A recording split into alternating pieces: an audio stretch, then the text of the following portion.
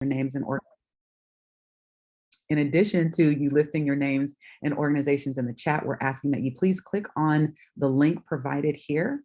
And it's actually going to be in the chat as well, so that you could please submit your information, and we'll make sure that we have a list of the folks who plan to be responding to this RFQ on our webpage. Please list whether or not you're okay with that or not. As by way, of a reminder, this meeting is in webinar format, so that's why you all who have joined us are muted at the time. But of course, when it comes time for question and answer, we'll have an opportunity to manage that. For questions that come in between now and the time this presentation is over, please use the Q&A function to type in your questions instead of the chat. We just want to make sure that we have a clean capture of all of the questions that are coming in, and that will be most effectively done through the Q&A function. So for those of you who are not accustomed to using the Q&A function, if you look at the bottom toolbar of your Zoom where it lists the chat and the raise hand functions, you'll also see a Q&A box there. So if you click on the Q&A box, you're able to ask your questions there, and we will be making sure that we're mining those and checking them periodically to make sure that we're addressing those. So please, please, please do so. The recording of this presentation will be available on Friday. So again, welcome and thank you so much for joining us. We appreciate you taking the time to spend with us this afternoon, and we look forward to answering your questions and moving forward with these proposals. I'm going to introduce the chief of our department, Chief Guillermo Cespedes, who has been leading this department since September of 2019. He got here about 6 months before the pandemic and has been providing his insights and inspirations to this particular department since then. So Chief, if you want to go ahead and take it from here, we'll move into just rounding our time here. Absolutely. Thank you, Dr. Crane, and welcome everyone. Very excited about this opportunity to continue funding, to expand the funding to community-based organizations that are doing just amazing work on the ground. It's very impressive, the depth and talent in the city of Oakland. So we're very honored that we can help to amplify that. The City Council voted on creating a Department of Violence Prevention in 2017, July 2017, just by way of a little background. I was brought on as the Chief of Violence Prevention, the only city in the country that appointed a non-law enforcement person to serve as chief with the title chief. Theoretically, that's to put us at an even playing field with the chief of police. So I came on in 2019, September 2019, came here directly from having worked in Oakland for 20 years before, worked in LA, and I was abroad implementing in several countries when I had the opportunity to come back. So I was appointed in September 2019, and in July 2020, the division that you all know, formerly known as Oakland Unite, the staff of the Oakland Unite and the funded programs became formally a part of the Department of Violence Prevention. That took place in July 2020. So theoretically, we're a relatively new blended family of Oakland Unite and new DVP staff. If we could go to the next slide, please.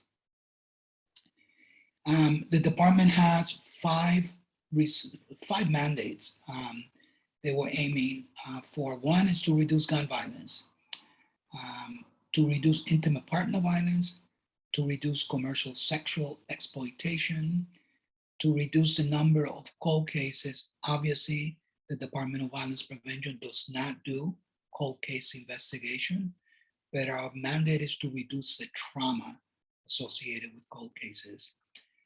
And of course, the fifth mandate is to reduce levels of community trauma. So that's what we're aiming for. If we could go to the next slide, please. So how are we going to do it? Once in 2017, the department was created with the very specific mandate to create a Department of Violence Prevention using a public health approach. And that means It is data-driven, so we do have to use data to inform decision-making. It considers community conditions. In other words, it's not just about changing individual behaviors, it's also about changing community norms. It puts community members in the lead. That means that the best violence prevention practices across the world are those that are to some degree led by community-based organizations, and government comes in to support that. So that's what that means, putting community members in the lead. We collaborate with community-based and system partners, community-based organizations and system partners. And the work includes healing from trauma.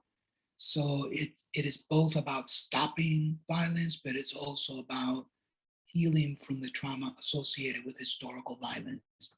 And that may be violence associated with structural racism, economic conditions, etc.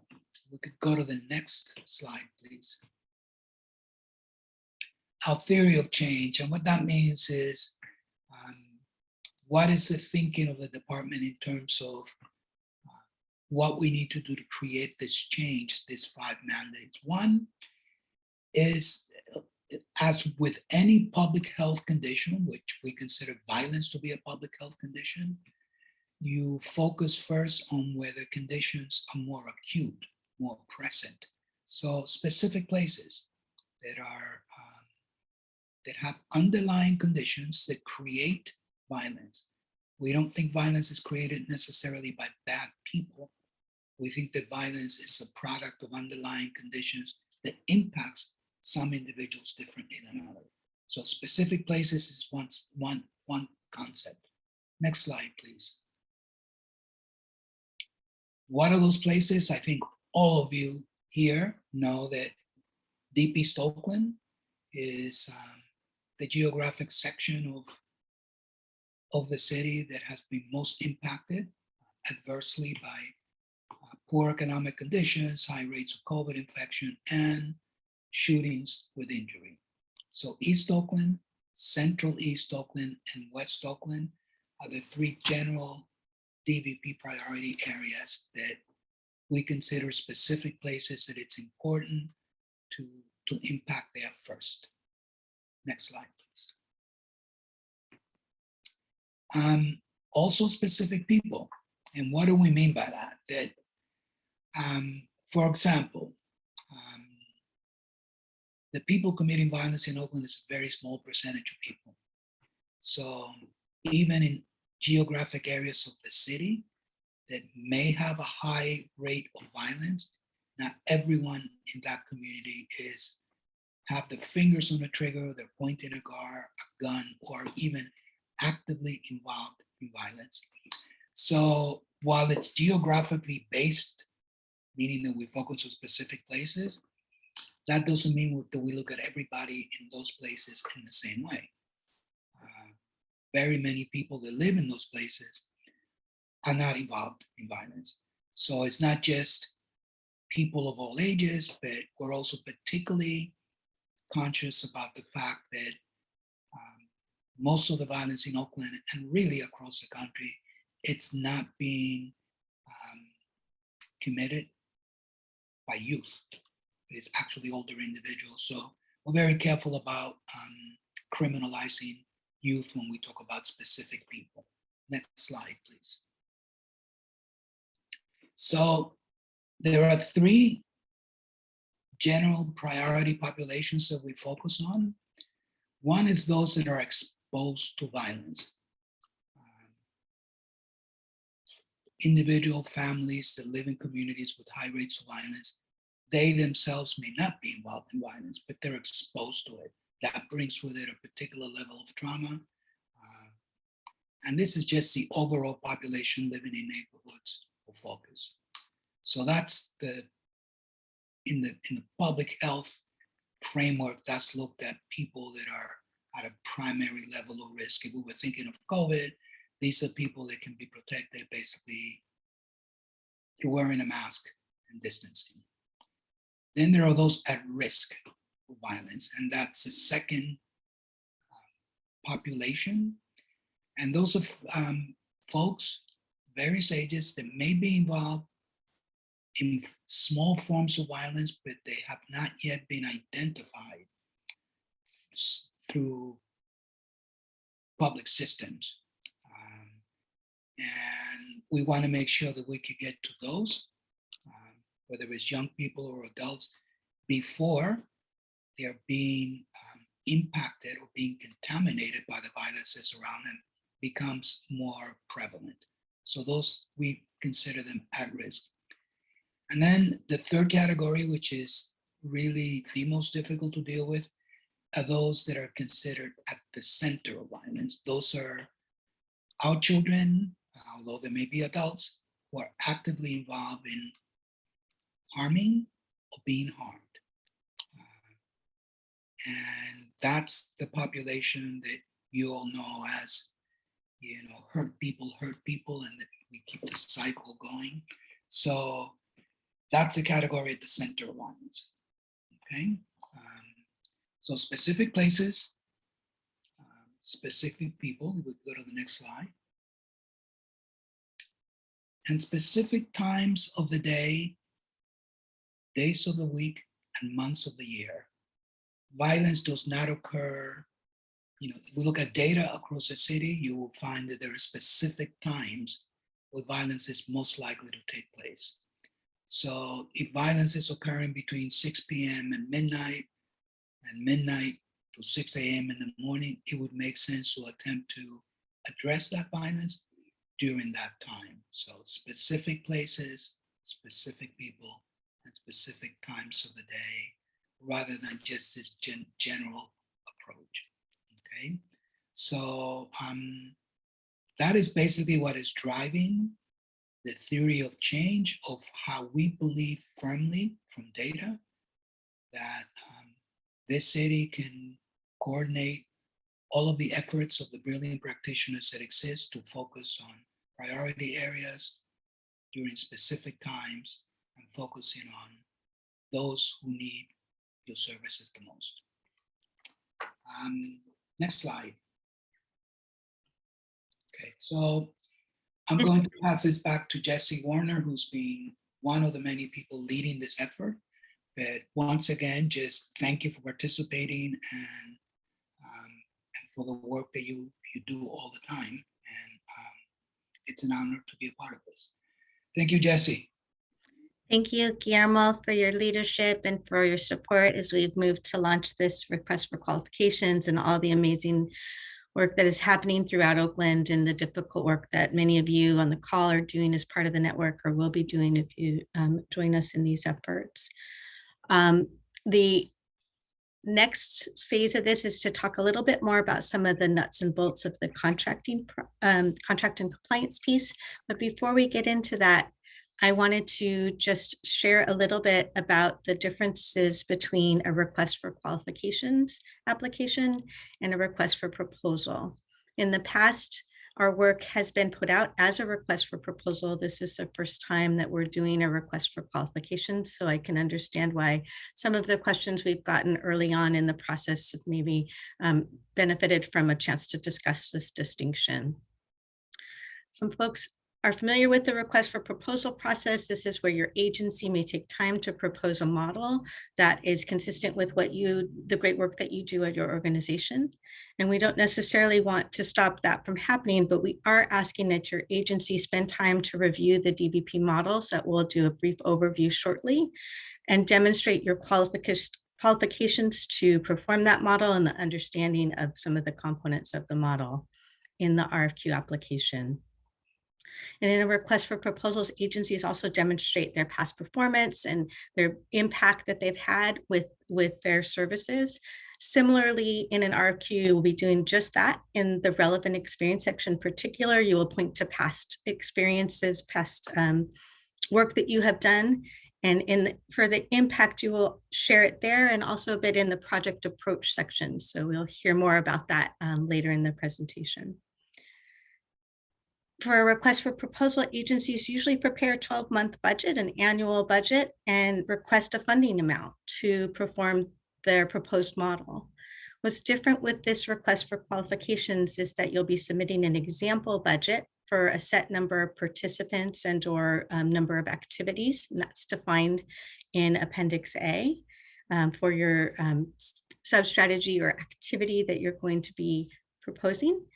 And you will provide agency costs for review and comparison across the sub-strategy or activity that you are applying for. Next slide, please. We also just wanted to remind people about the different ways that you might choose to apply, whether that be as a single agency applicant who is one agency applying under a particular sub-strategy or activity to demonstrate your qualifications to actually perform all of the activities or rather all of the elements of the model in that sub-strategy or activity, or a collaborative applicant. And those are where you may have two or more agencies that are partnering to deliver services under that given category, that sub-strategy or activity to meet the required qualifications. This collaborative application also includes fiscal sponsors. So if you are acting as a fiscal sponsor for another agency that may not have 501c3 status or otherwise be able to apply as a nonprofit, you would apply as a collaborative application. In any collaborative application, there's going to be one agency that is designated as the lead agency, and that will be the agency that will contract directly with the City of Oakland if awarded a contract through this RFQ. And applicants may submit one proposal per sub-strategy or activity as that lead agency or single agency applicant. Next slide, please. Before we get into hearing from our partners at the Department of Workplace and Employment Standards, I just wanted to remind the funding folks of the funding period that we're moving towards. This is to be a 2-year grant cycle starting in July of 2022 and moving to June 30th of 2024. The initial contracts would be for a 1-year period starting on July 1st and going through June 30th of 2023. And there would be an option to renew, again, based on our availability of funding, grant reporting reports, or grant monitoring rather reports, and overall grant performance. Following that recommendation for renewal, there would be a second grant period, which would run from July 1st, 2023 through June 30, 2024, with the possibility of extension to December 2024, which is currently the time period for which the Safety and Services Act, which about half of the funding that we're planning to put out right now comes through the Safety and Services Act, or Measure Z, as some people may know it.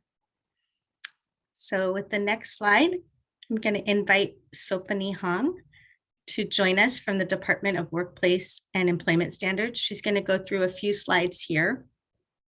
And at the end of her presentation, there will be an opportunity for a Q&A or question and answer period directly on contracts and compliance questions. I've seen a few that have already come through, so we'll have that space at the end of Sopani's presentation. I also want to remind folks that Zoe's been adding to the chat a link to a Google document or Google form that allows you to fill in just name, organization, email, and whether or not you're willing to share that information on a contact list that will be added to the RFQ page for the DVP. So take a look at that and click on that link and take a few moments to add that information if you haven't already. So Sopani, if you're ready, I'm handing it off to you. Thank you, Jessie. Hello, everyone. This is Sopani Hang with the Department of Workplace and Employment Standards. I am the Contract Compliance Officer for this project. I am going to go over the city, local, and small local business program. And I also have Vivian Inman here with us and Jasmine Chan. Next slide, please. For this slide right here, Jasmine, would you like to take this?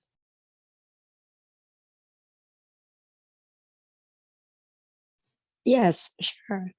Hi, everyone. This is Jasmine Chan. I'm with Department of Workplace and Employment Standards. I just want to mention that iSupplier is the city's official procurement portal, which will be uploading any addendum that is followed by the release of the RFQ. And if you need any assistance, please feel free to email us at isupplier@oaklandca.gov. And that would be it for me. Thank you, Jasmine. So No for this problem. one, I'm going to go over the city small local business program. There is the 50% local and small local business program for professional services for project $50,000 or more. How you can meet this 50% of local and small local participation requirement? Stephanie, can you speak a little louder? I think some of the participants are not able to hear you. Sure. Can you hear me better? Hello? I think that is better. Is it better? Okay. There is a 50% of local and small local participation requirement for project $50,000 or more. How we can meet this 50% requirement? When you're submitting your RFQ, you're submitting your proposal, you have to meet at least 25% of certified local business enterprise and another 25% of certified small local business enterprise. And this is a requirement. We also have certified very small local business enterprise. Listing very small local business enterprise, we will double the participation. So there are 3 types of certification: local business enterprise, small local business enterprise, and very small local business enterprise. If your firm is currently certified as local business enterprise, you also, under the new program, you must meet another 25% of certified small local business program. So next slide, please. So on the Schedule E, the project consultant team, you want to list all your sub-consultant, especially for the certified local business enterprise. Please list them on Schedule E, list the percentage. It's the whole percentage. Please do not list the range from 1 to 5. We will not accept that. We cannot make a determination on that.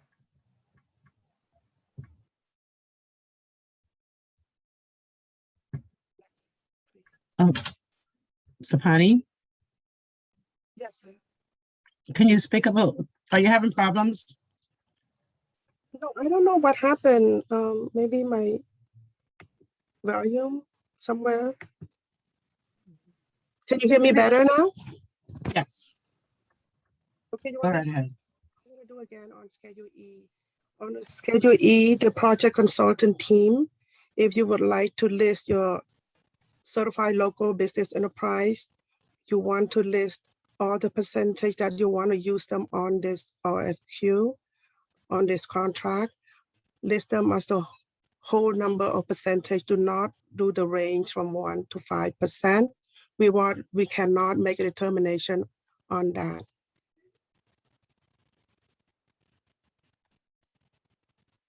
And at time you're submitting your proposal, you want to make sure that you meet the 50% or your proposal will be non-responsive at this time. Hello, everyone. And I'm sorry, Sapani, for interrupting you, but let me just step in a little bit on that portion of the Schedule E, okay? Excuse me for that. My name is Vivian Inman. I'm the Senior Contract Compliance Officer, and this program is fairly new to everyone. I'm hoping that everyone in the public has had an opportunity to actually review this program because it's entirely different from anything that you've participated on before. Where Sapani left off at is the Schedule E, which is the project consultant team listing. And I'm from experience, I'm hearing a lot of firms have some concern about this Schedule E. When you submit that Schedule E, as Sapani indicated. Do not do a range. Please make sure you indicate some participation on that Schedule E. Again, that's the project consulting team listing.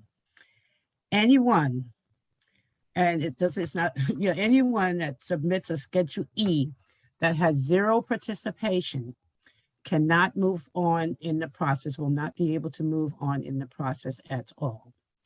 So i.e., if you list XYZ company for 10% as a small local, that will satisfy us, and then we will move on with you or any other firm that has some type of participation on there. Preferably, we're looking for the total 50%, which is a minimum of 25% SLBE participation, but the new regulations state that you must have some type of participation on that Schedule E, or that firm's proposal or submittal is deemed non-responsive automatically and will not move on in the process. Firms that submit a Schedule E with limited participation will have an opportunity to meet the 50% as we go down the line. Again, no participation will mean that you will not move on in the process and you're automatically deemed non-responsive. Limited participation means that you will move on. If you come up with the 50%, there are some preference points that you can earn for meeting that 50%, and those preference points will be added to your proposal in addition to the rating done by the department. Is that clear? I hope that's clear to everyone because there is some concern about that Schedule E. Okay? Honey, would you like for me to go on? Sure. Can I have the next slide?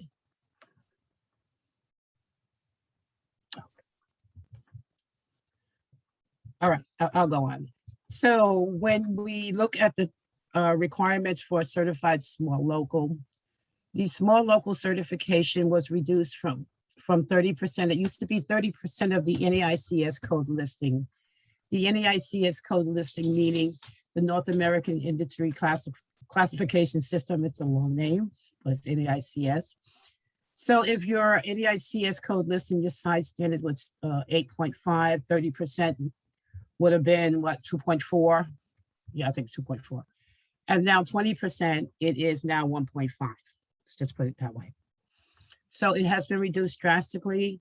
Some nonprofits or for-profit firms may have fallen into a different category with the reduction.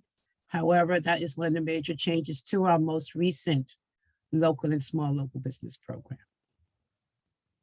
One of the other changes to this program, if you use a very small local nonprofit or a for-profit business on your proposal, let's say you put them down as 12.5%. When the proposals are reviewed by Contracts and Compliance, DWES, we will double count that value, i.e., if you award 12.5% to that very small, it now adds up to 25%. You already have the 25%. It is applied to the small local percentage as well. And when we talk about achieving these 50% or meeting the requirements, there are some preference points available for mentor-protege teams on all professional services contracts. And if we have any questions about that, we can get into that a little later on in the presentation. Angelina, next slide.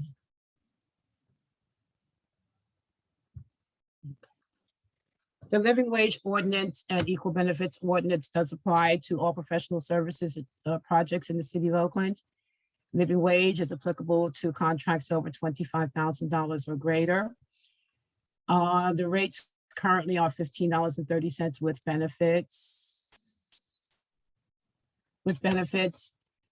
and $17.56 without.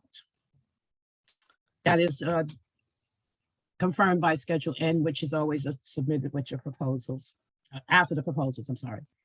The Equal Benefits Ordinance state requirement for domestic partners, employees with spouses, employees with domestic partners be offered the same benefits as with married couple. Next slide, and I do want to go back to one other thing, but next slide, Angelina, please. Okay, Angelina, can you go back to the very beginning of the local and small local business program? I saw something that I wanted to talk about in there.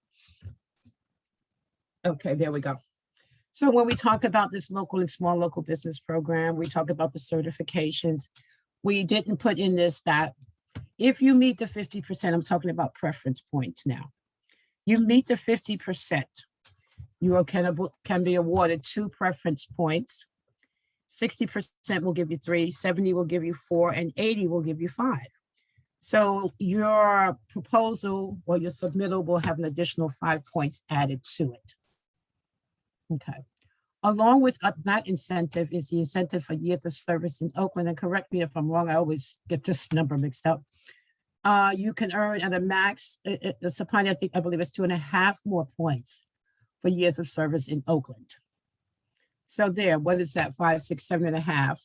An additional 5, 7.5, 5, 6, 7.5. An additional 5 for having an Oakland workforce, which you would complete a Schedule N-2 showing the list of employees that are Oakland residents that are in your employment. In order to earn the preference points for Oakland residents or employees, you will have to submit the Schedule N-2. You will have to submit proof of residency to earn those preference points for those employees listed on your Schedule E-2. Thank you. On the Schedule E-2. And along with that, a lot of firms forget, in order to receive this preference points, there you have the Schedule E-2, then you have your proof of residency. We will also need your last quarterly tax statement submitted to EDD to confirm that these are actual employees of your company. It sounds like a lot, but it's a lot easier to do than you think. It's, you know, the schedule, the EDD form schedule is housed in your Human Resources Department. You may have to go to that department to get what you need. Okay? And that will conclude compliance's portion of the presentation. Sapani?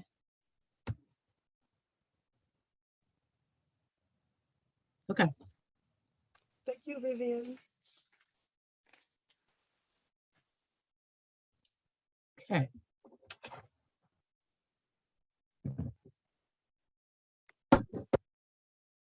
Thank Jessie? you. Oh, thank you so much, Contract and Compliance. This is Sarah with the Department of Violence Prevention. We do have a few questions for you all. If that's okay, we're going to start asking a few if you all are ready to answer. You want me to take the questions? Go right ahead, Sarah. Perfect. So one question is coming from a particular agency that said that they registered for iSupplier, but the RFQ is not showing up in the portal. Do you all know why? Jasmine? Yeah, I can take that. The RFQ is on the portal. I think that request came from a specific organization, which I have responded about an hour ago. I have attached a user guide so that the participant can easily pull up the RFQ with that reference guide. Perfect. Thank you so much. No problem. Another question is about the recertification forms. It says that it indicated that the forms would be sent to iSupplier within a few days, but they have not appeared within the last 5 days. Is there a way to follow up about that? Yes, I will take that question and relay it back to the certification team to find out where that particular organization's recertification application is. And let me just expound on that a little bit. The change, another change to that, and I'm glad this was brought up, is that in order to be counted towards the local and small local business program, it's required that the certification of a small local be in place for a period of 1 year prior to the close of a competitive process. So we'll have to, I don't know how long it's been since they requested it. It's on, I can look at it, have someone look at it, and then make a determination at that point. I don't want to say, no, we can't do it, or you're not, but let's just see what we have. And if I can get that information, I'll refer it back to the certification team. Perfect. Thank you so much. Another question is, who may we reach out to at the city to determine whether or not our organization is a small local business? I think you all may have answered that. Excuse me? Sorry, I was going to say, I think maybe the presentation answered that, but go ahead if you would like to answer. You can look it up online. You can check online under the Department of Workplace and Employment Services, search for certified businesses and type in your name, your company name, and see if you are on that list. If you are certified, you will appear. If you are not, you will not, of course, be listed on there. If you are not listed again, I will need to know who it is I'm talking about and refer it back to the compliance team, and we can look it up ourselves for you. How's that sound? Perfect. And must an organization be certified for the local business enterprise in order to apply? No, they do not. In order to be counted towards any participation credits, you will require certification, but to apply for the RFQ, no, you do not have to be certified. Another question about how long will it take to get a recertification if that needs to happen? Case by case basis. Urgent needs are addressed quickly.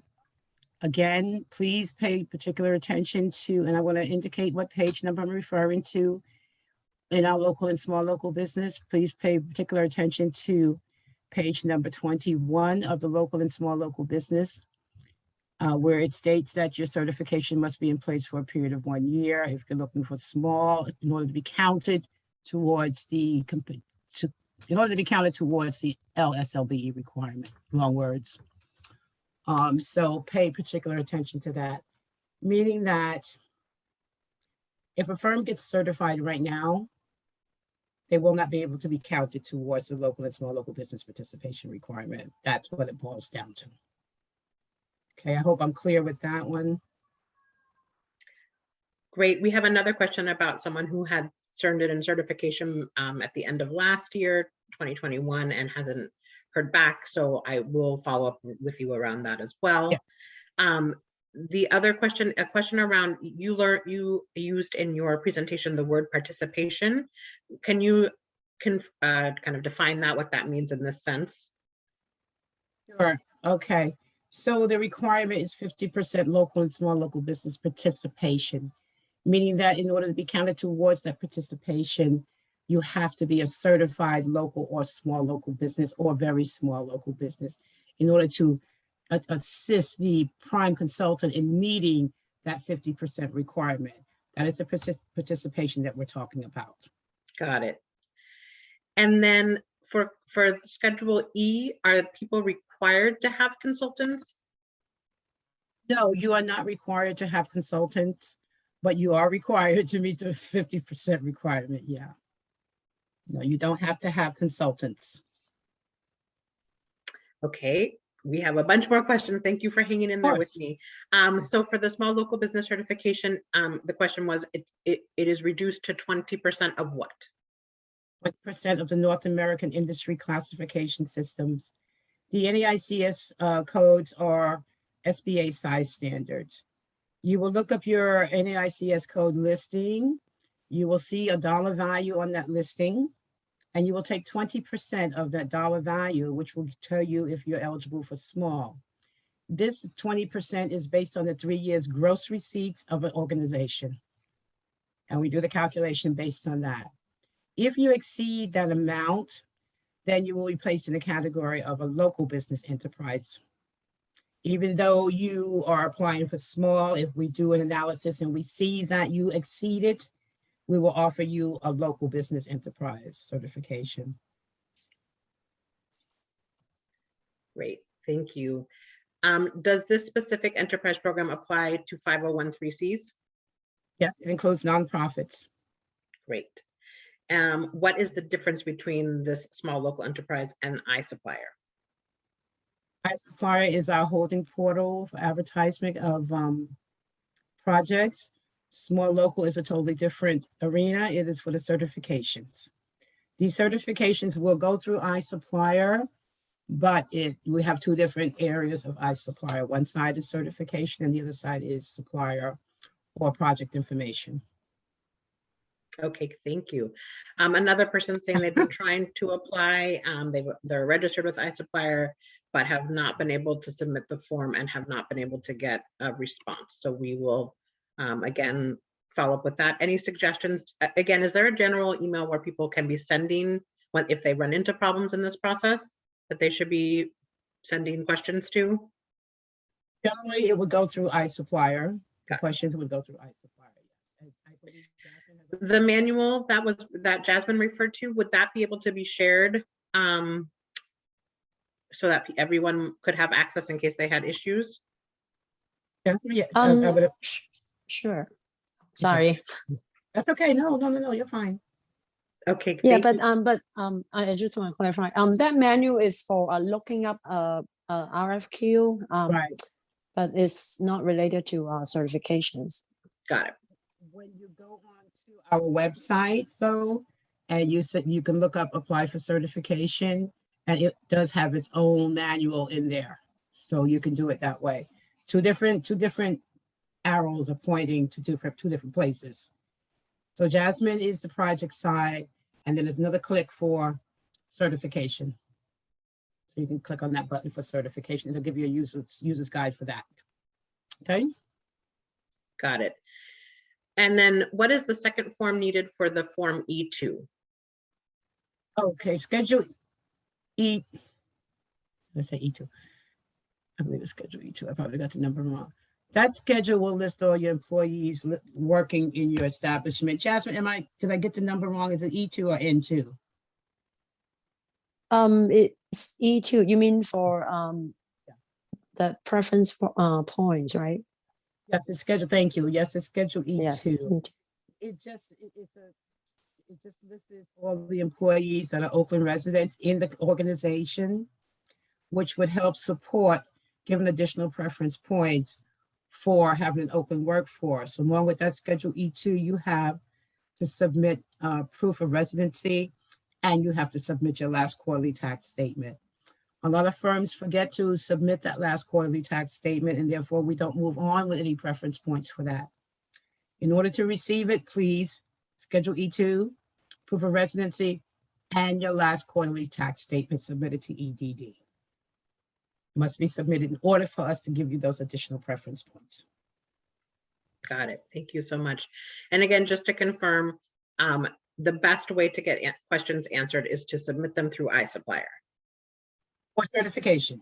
For certification. Yes. Okay, because there is a question here about they had submitted a question to certification at oaklandca.gov and haven't gotten a response. So they can also submit questions for certification through iSupplier. Yeah, I would, I'm gonna ask, and Sapani, you're gonna be very busy, but I'm gonna ask that those questions, additional questions where, Sarah, where firms didn't get a response to their certification, or they have specific questions around this RFP regarding certification, et cetera. Please, Sarah, if you could, make sure that Sapani is CC'd on all that. Normally you would go through iSupplier, but in this instance, I'm going to ask that Sapani take the lead on it and process and go through what those questions with the certification team and see what we can do about these certifications.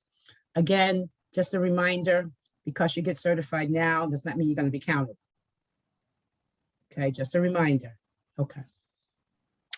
If a certification has expired back in November of 2021, but had been in place for several years before that, will that satisfy the 1-year requirement? Unfortunately, in the new regs, and I encourage you all again to read that, it does not make a distinction between certified, a new certification, or a recertification. There is no distinction between which one we can count and which one we cannot. So in all fairness, we put it on both ends, recertification as well as certification. And then the question is, there's an agency that is certified as an NP-LBE, and does that have the same preference points as just the LBE? Yes, it does. It will receive the same preference points. Okay. What documentation is needed to demonstrate an Oakland presence? For certification? Is that what the They question didn't is? specify, but I'm guessing that maybe it means I'm Yeah. guessing the same thing, Sarah. Oakland presence, you will have to have a lease for that Oakland office. You will have to have copies of contracts showing work is being performed from that office. You will have to have a City of Oakland business tax certificate, which has been in place for a period of 1 year. The lease also has to be in place for a period of 1 year. The small requirement is that you have to have your tax returns must point to that Oakland location. And any other documents as requested. That is for small. For local, you will have to have your headquarters again here in Oakland. You will have to have at least 20% of your Oakland workforce is here in Oakland, or 50 employees, whichever one you may have. And the additional documents for certification is small local, your tax returns, et cetera, lease agreements, et cetera. great. That is all described on page 21 of our program. Perfect. Could you remind us of the website for where they can find all this information? And just an FYI, there is someone who is stating that the voicemail that is on the website is full. I don't know what voicemail they're referring to. Maybe there's a phone number on the website. That's my guess. Oh, that's probably, I'm assuming, yeah, you're probably right. I don't want to say the name, but what was the question? You want to have another Could you contact? just put the web, or could you just say the website out loud? We'll type it into the chat. Okay, Department of Workplace and Employment Standards. You will go to that page and click on local and small local business program. And that'll give you the requirements for the local and small local business certification on page 21. To search for your company name or search for firms that you can network with or solicit to for this RFP meeting, looking for sub-consultants, you will do a search, which will be on the left-hand side of the screen, search for certified businesses, and it's done by NEICS code. So it is an important fact. You may need to pull down the NEICS code listing to ensure that you get what you're looking for. Unless you know of a company that is in that arena and you can piggyback off that NEICS code. But that is where you will find every bit of information that's been relayed to you at this meeting, and you'll have it there and always in front of you. And I do encourage that you venture into our local and small local business program to familiarize yourself with everything that's been said here today. Thank you so much. Just a few more questions and then we will be wrapping up. For the NPLBE, does that count for 50% on Schedule E, or do they still need to list separate entities to qualify towards the 50%? In this case, I believe that they're looking at the old program. The old program did allow a nonprofit local business or a for-profit local business, did not require them to have the participation of a small local. That is no longer true in this new program. But to answer his question, yes, he will need to have participation of a small local on that project. And can you clarify if Schedule E is required whether or not you are certified? Schedule E is required whether or not you are certified. And is Schedule E2 supposed to include all the employees in the organization and partner organizations, or just program staff working on the project? Everyone in the organization that is an Oakland resident that you're looking for credit for. That is the only time that we're going to look at Schedule E2. The only persons to be listed on Schedule E2 is the Oakland residents, and attached to the Schedule E2 will be the documentation to support their residency. And how many employees or percentage count for the Oakland workforce preference points? Oakland workforce preference points. Oh God, what page is that? I can't remember what page it is. Oh, okay. There is a number, it starts from 1 to 5, 1 to 25, I believe. And it is listed in the program under the title incentives. That'll make it easier for me to trying to guess what the numbers are, but look in the local, Sapani. She's muted. Oh, there she is. So from 1% to 24%, you will receive 1 preference point, 25 to 49. 2 Okay. preference points. 50 to 74, 3 preference points. 75 to 99 will receive 4 preference points. 99 to 100 will receive 5 preference points. There you go. Thank you so much. That is also included in the program. Great. And could you just explain one more time what are preference points? Do we have a minute to go online, Sarah? Do we have a minute? Oh, I'm not sure. Good question. Jesse? I'm sorry, you would like to share your online screen? I was going to ask Angelina to pull up our local and small local business program. Angelina is very familiar with where it is, I'm sure. Seeing that she came from. I think that Angel- makes sense if you're comfortable, Angelina, to do that, to look it up and then share that screen when you have a moment. Sure. Thank you, Angelina. Okay. It'll give a clearer picture of everything that we talked about. Perfect. And while Angelina's doing that, I just have one more question that is about if someone had been certified back in 2019, or do they need to apply again now? Like, what is the kind of, is it an annual thing, or is it, how long does a certification last? Certification lasts 2 years. Sorry, 2 years, you said? Yes, 19 to 21 would be your 2-year window. Okay. When did it expire in 21? If it expired after this was released, then we can give some consideration, depending on the time it was expired. We'll have to look at that on a case-by-case basis, i.e. if this came out in, say, September of this year and they were already certified when it came out, when it was released, we may be able to count them, okay? So we'll have to go back and look at each individual certification, each team member. And that is what we do when we look for compliance. We go by individual team leaders and team members, go into our certification database and certify and look at the dates in which they were certified, look at when this was released and when it's planned to be closed. So if they're already certified in this arena right now, more than likely they will be counted. Okay. Great. So Thank you it's on a so case much. by case. Yeah. Thank you for answering all of these questions. That was a lot. Yes, it was a lot. And I think we're just waiting on to see if Angelina can share her screen to show the website.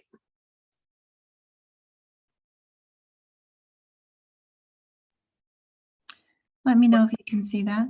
Workplace and Employment Services. Yes. Let's see.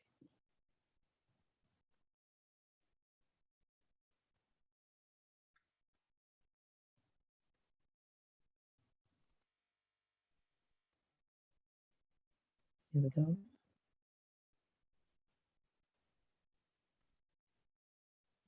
Okay. You see the portal for iSupplier? That is where what Jasmine has been talking about. And when you apply for local business enterprise certification, there you have it. There is your registration and everything there. Okay. Go back one more, go back to the original screen. Okay. The search for local and small local certified contractors is right there below below the application. If you can click on that. And you see the list of certified businesses, a partial list. And you're looking for someone in particular, you can type the certification type, or you can do the NEICS code listing. Okay, you can do the company name as well. All right, let's go back one more. Go down. Let's go to the topics section. Keep going. Right here, local and small local business enterprise program. If you could open that. I'm going through it really quickly. I know you're pressed for time. And if you could do a find on incentives, it'll take you right to the page.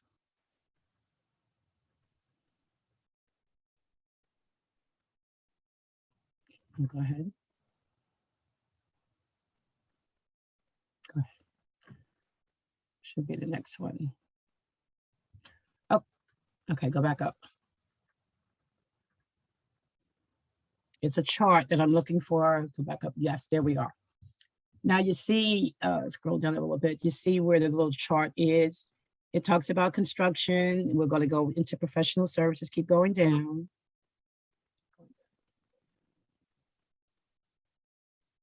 And here we are in the professional services arena. So you meet the 50%, you get 2 points, 60, 3.74, and 80 is 5. Then for VSLBEs, it's double counted. So go down a little bit more. You see, it went from 2 points to 4 points. So it's 25% times 2, which will max out at 10 additional points if they are a very small prime. Okay, go on down again. Come on. Okay. There. Okay. So a certified business, as long as you meet the 50%, if you don't meet the 50%, this is why it's important to say, please meet the 50% because you will get these additional preference points for years in Oakland. If you do not and submit a Schedule E that has minimum participation on it, these preference points are voided and you will not receive them. Oakland residents, same thing. Meet the 50%, we can give you both these credits if you have supporting documents to show that you meet the criteria. The years in Oakland are established by your years of certification with the City of Oakland.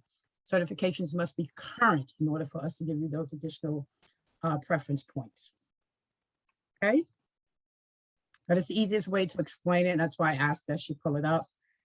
And that should do it there. I think that's it. The questions that have been asked, I'm sure we will get them electronically and we will respond to them accordingly as well for those firms that did not attend the meeting. Thank you again so much to all of you. And this was very helpful. Thank you, Angelina, for pulling up the information. Thank you so much.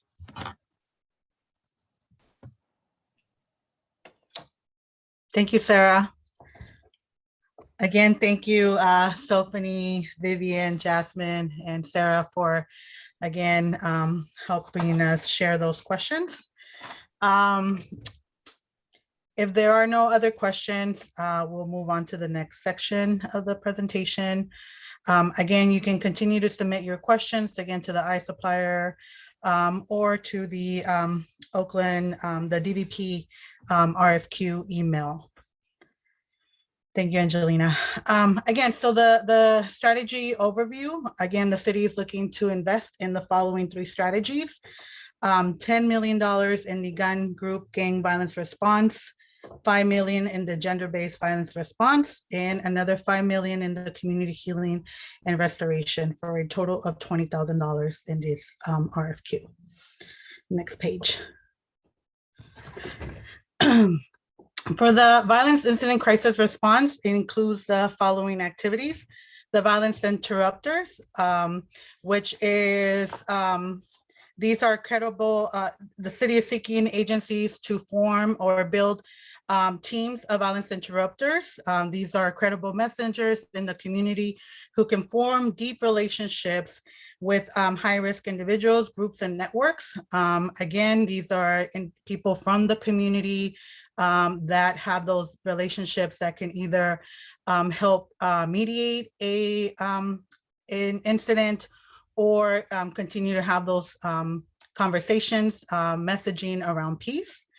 They will provide a 24/7 real-time response at a crime scene as part of the city's Triangle Incident Response. We'll conduct community safety assessments. So again, immediately after a homicide or a shooting happens in Oakland, a staff member in partnership with the city staff will respond to that crime scene and conduct an assessment of the area. Is there a retaliation? How can the family be supported? Are there additional needs from not just only the city services, but also community resources? These teams will have a proactive role in building relationships in the community. Again, we are looking for those individuals that are influencers. They have the pulse in their community across the city of Oakland, not specifically to one neighborhood, but also across the city. And then the agencies will be part of the DVP's crisis response network.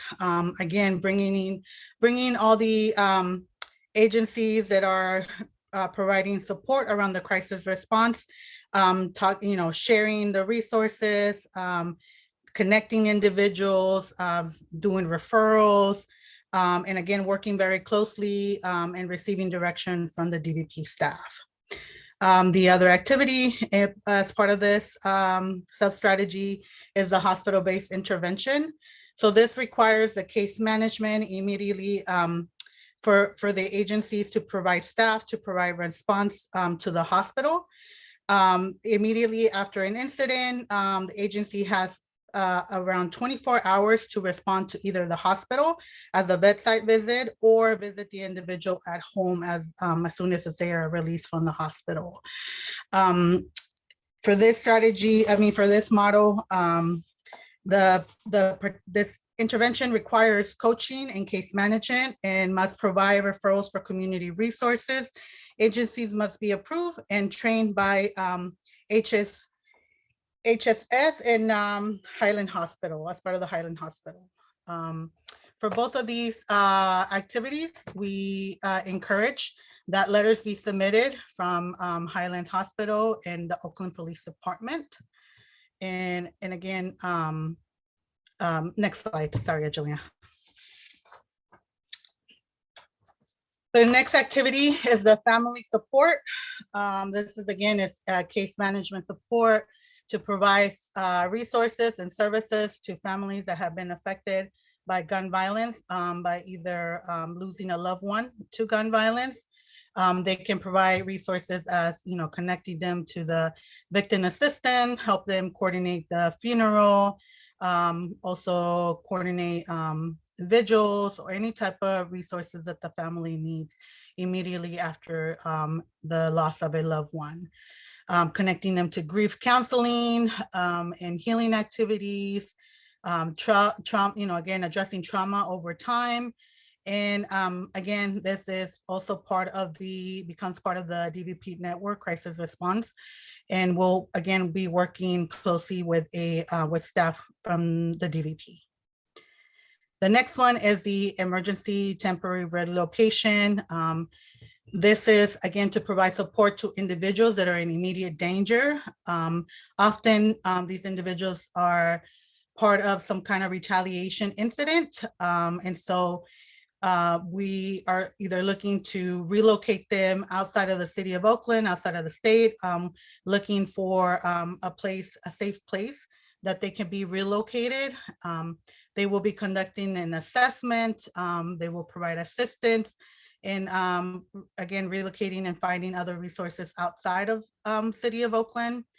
Coordinate with system partners, again, working very closely with probation and parole. If, for example, the individual is on probation or parole, it needs to have permission to be relocated outside of the city of Oakland or even outside of the county. Again, this agency will be working with our system partners to make sure that that happens prior to relocation. Emergency support funding will also be provided through this. Not only for housing, but just addressing immediate needs the individual may need as the relocation is happening. And again, reassessment and ongoing assessment of the situation. Just because sometimes the individual has moved out of the area doesn't mean the individual will not try to come back to Oakland and still put their life in danger. Just keeping, tabs on the individual, making sure again that they're staying safe and away from any danger. For these activities, again, for the family support, we encourage that a letter from the Victim Witness Center be provided from the Alameda County DA's office and the police department. Also for the emergency temporary relocation, again, the Alameda County DA's Victim Witness Center, Alameda County Probation, and the CDCR.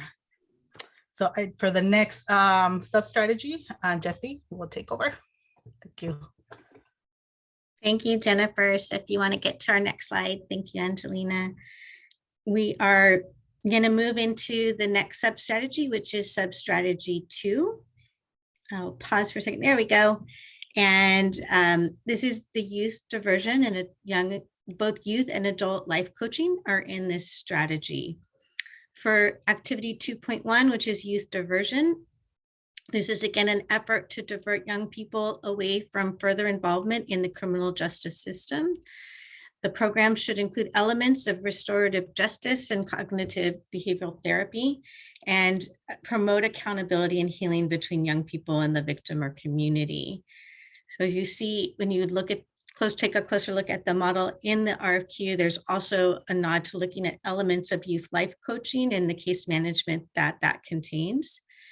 This model requires partnership with the Alameda County District Attorney's Office and requires a letter of acknowledgement or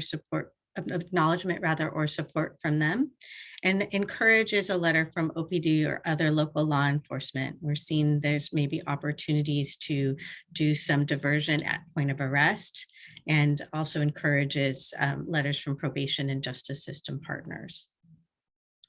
In activity 2.2, we have youth life coaching. This is a very specific model that some may know has been defined and developed by the Oakland Unite and now Department of Violence Prevention over several funding cycles. We do have some past reports that are referenced in the RFQ of evaluations that demonstrate the impact of this model, and we'll be looking to further refine it in this next funding cycle. Similar to the past, it does require frequent contact in that case management or life coaching model of sometimes daily when needed, and it will be happening over a 6 to 12 month period.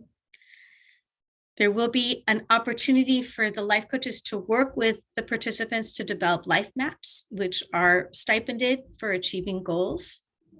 And also in both the youth and adult life coaching, there's also going to be family engagement and activities that will be defined using a manual that we will be training folks to engage with to add a family support approach to this model.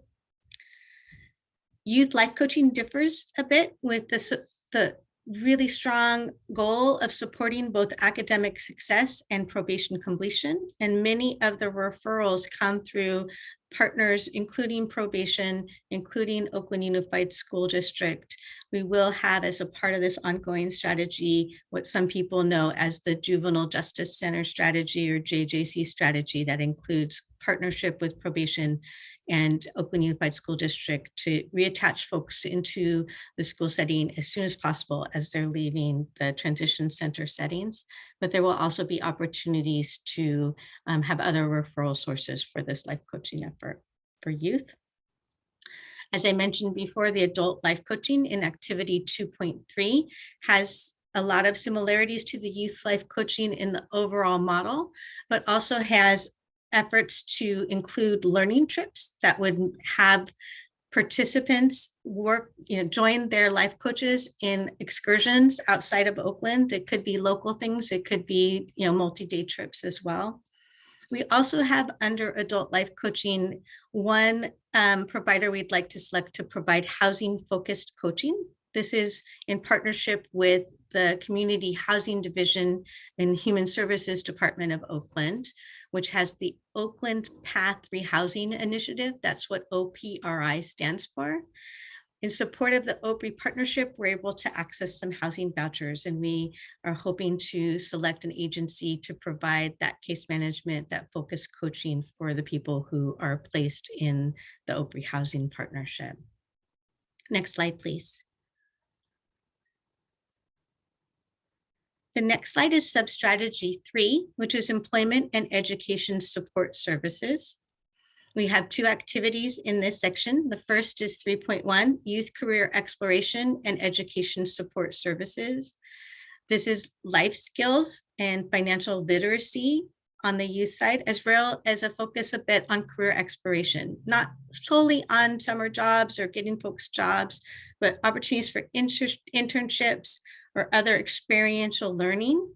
This will require some stipending or wages or scholarships. So funding should be included in any of the sample budgets you might provide.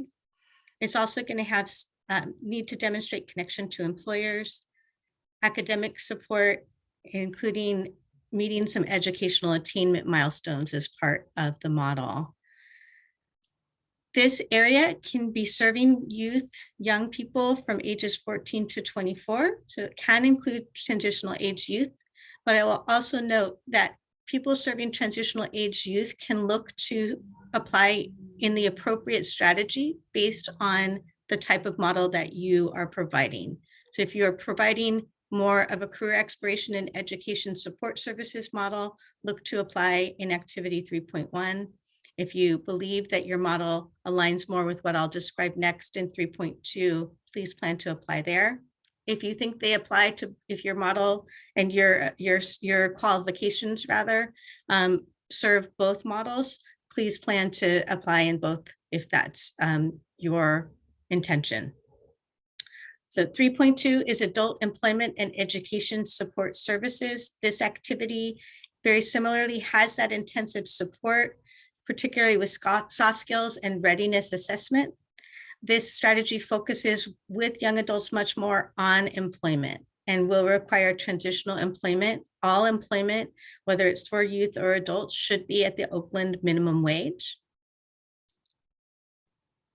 Here, that there's similarly an opportunity to emphasize education, apprenticeship, and vocational certifications, things that will help people get that next level job opportunity beyond entry level. This section, this activity focuses more on employer engagement. We want to see some demonstrated employers that have hired your participants in the past as part of your qualifications. And then also job placement and retention and potential next job search support if someone were to either lose a job while soon after engaging with you and or be ready for that opportunity, or you see them in your follow-up retention process as ready and potentially interested in another job opportunity that you are able to help place them in. For both of these, there's no required partnerships, but if you do have other partners or subgrantees, you are encouraged to include letters from those other grantees, other partners. And wherever there is a subgrantee, I think you've seen throughout the document, it is required that there's a letter acknowledging that subgrantee relationship. And that applies again across all activities or sub-strategies. Next slide, please. The last sub-strategy in this gun group and gang violence response area is the school site violence intervention and prevention teams. That's sub-strategy 4. This model is being developed in partnership with Oakland Unified School District to provide teams of individuals providing these particular services at the school sites designated. So we have the goal of 1 violence interrupter, 1 gender-based violence specialist, and 1 youth life coach to provide a team of services on site in coordination with the quote unquote coordination of services teams or cost teams that are located in each of the school communities to increase communication at the school site. If you're intending to apply in this area, you should be planning to apply in the activity indicated if it's to do violence interruption work, as well as demonstrating the additional qualifications that are mentioned in this particular sub-strategy. So you'll be applying essentially to be a violence interrupter, but also to be a violence interrupter in a school site setting. And the same thing applies for the youth life coaching strategy. For this one, there's not a direct corollary to the gender violence specialist, so you would only be applying in this section and looking particularly to the qualifications and that are listed for the gender-based violence specialist, and make sure you're addressing those in your application.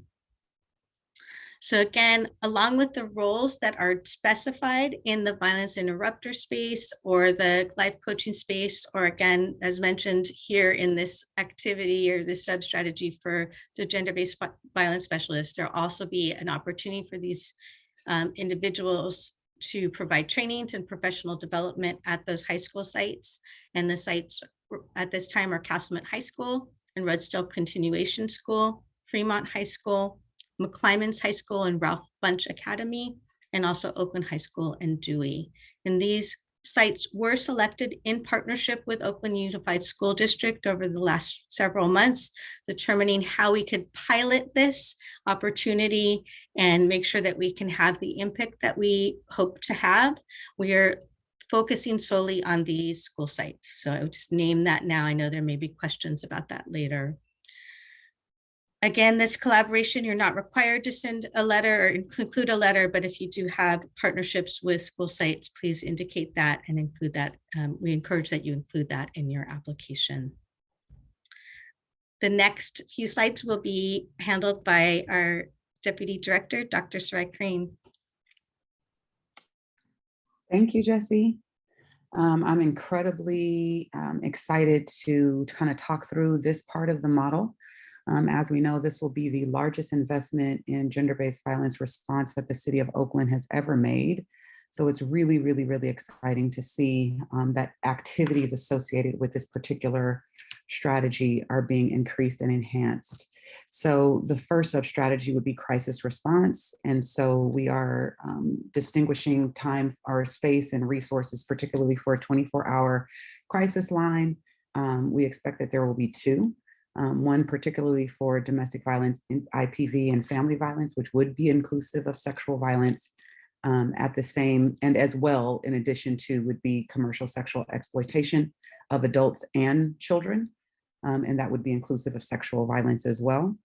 We are suggesting, that the hotline number should be publicized and that there be a robust outreach to make sure that access to these crisis lines are made readily available for individuals at multiple levels of risk and also of access. We expect that the individuals that will staff these crisis lines are state certified. You'll see that that's typically a pretty general, like basic foundational requirement, particularly for government funded crisis lines, that there are state certified individuals either in domestic violence as a domestic violence counselor or a sexual assault counselor. Agencies applying to respond to this particular activity must have demonstrated experience. So this shouldn't be a pilot. And we are suggesting that the partnerships are in collaboration or collaborations are with OPD and Alameda Health Systems or Highland Hospital, not for the sake of them being systems or justice involved. That's not the expectation. However, we want to make sure that there is some fluidity in the ways that these calls are being fielded, as well as for law enforcement and folks at the county hospital level to make sure that they have those crisis lines available in those spaces as well. So if patrol is interfacing with someone who may be vulnerable, they're able to provide that as a resource. So that's definitely the expectation there around the crisis lines. And again, those should be 24 hours, and that would be inclusive of federal holidays and weekends, not just business hours. Even though we understand that many have models that do have rollover after hours, we do want to make sure that victims and survivors of sexual assault, domestic violence, and commercial sexual exploitation are not just being referred to answering services. The second activity in the crisis response sub-strategy is a 24-hour access to bedside advocacy and accompaniment. This is new to the model. As a matter of fact, the first mini investment in that has actually been this year, particularly this fiscal year, which is really, really exciting to see access to those resources actually expand. So we want to make sure that within this model that victims and survivors of gender-based violence of all types, sexual exploitation, domestic violence, and sexual assault, that they have access to accompaniment services if they are being given a forensic exam and or interview. And this is not just a luxury, it is actually their right as victims to have that. Again, in addition to the crisis response staff who are responding to survivors must be state certified. There's just no way around it. There's no way around that being a requirement because it is the law. Agencies must have capacity to respond to victims within 45 minutes. And we understand that this is nuanced given where we are just, in this virtual world, especially as we're battling this global pandemic. But the expectation is that agencies will be will have capacity to respond in person, not just virtually or by phone. We expect that the accompaniment services will be inclusive, not just to local hospitals or, when someone is providing a forensic interview to law enforcement, but also would be inclusive of folks that are navigating the justice system. So really critical partnerships there would be with local law enforcement, OPD, Highland Hospital, and other healthcare providers. We want to make sure that we're expanding access to that as well. So we're looking forward to seeing some of the other local emergency departments be able to enhance their capacity to serve, identify, and provide services to survivors within their emergency departments.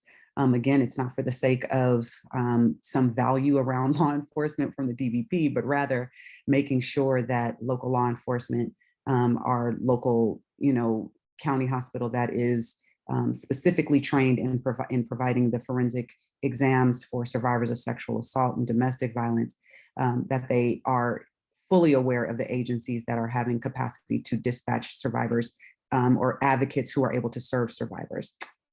Next slide.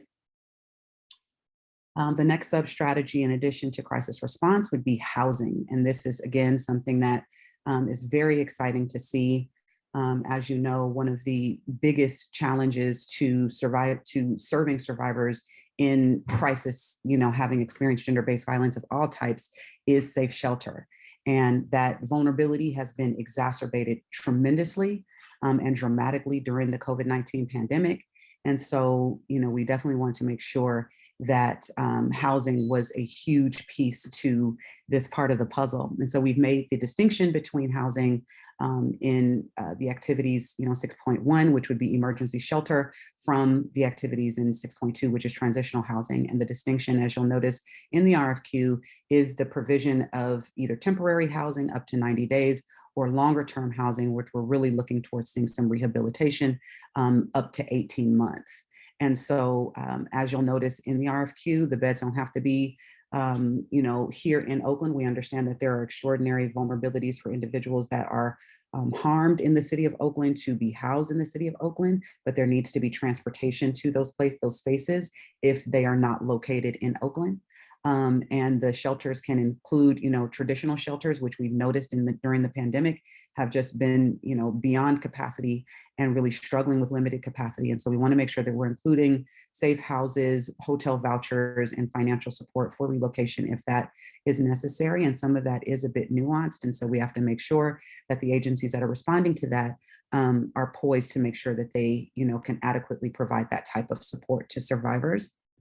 And the shelter should also, or whoever is providing the shelter support or providing, coordination of services around shelter support, that they are connected to and linked to other services such as life coaching, case management, advocacy, and, potentially, access to transitional housing.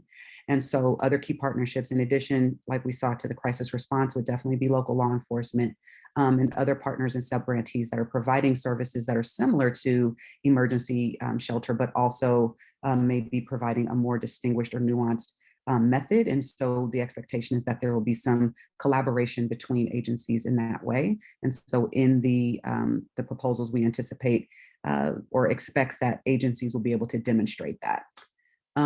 So for the transitional housing piece, we're really looking to see folks, lives really be transformed by the opportunity to be in some safe housing for a longer period of time.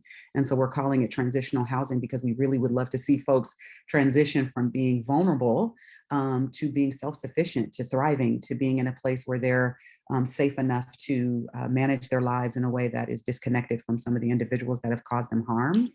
And so the transitional housing can include rental units, also, apartment complex that have been specifically dedicated or allocated for this particular population, and, other, forms of support, much like we saw with the emergency shelter.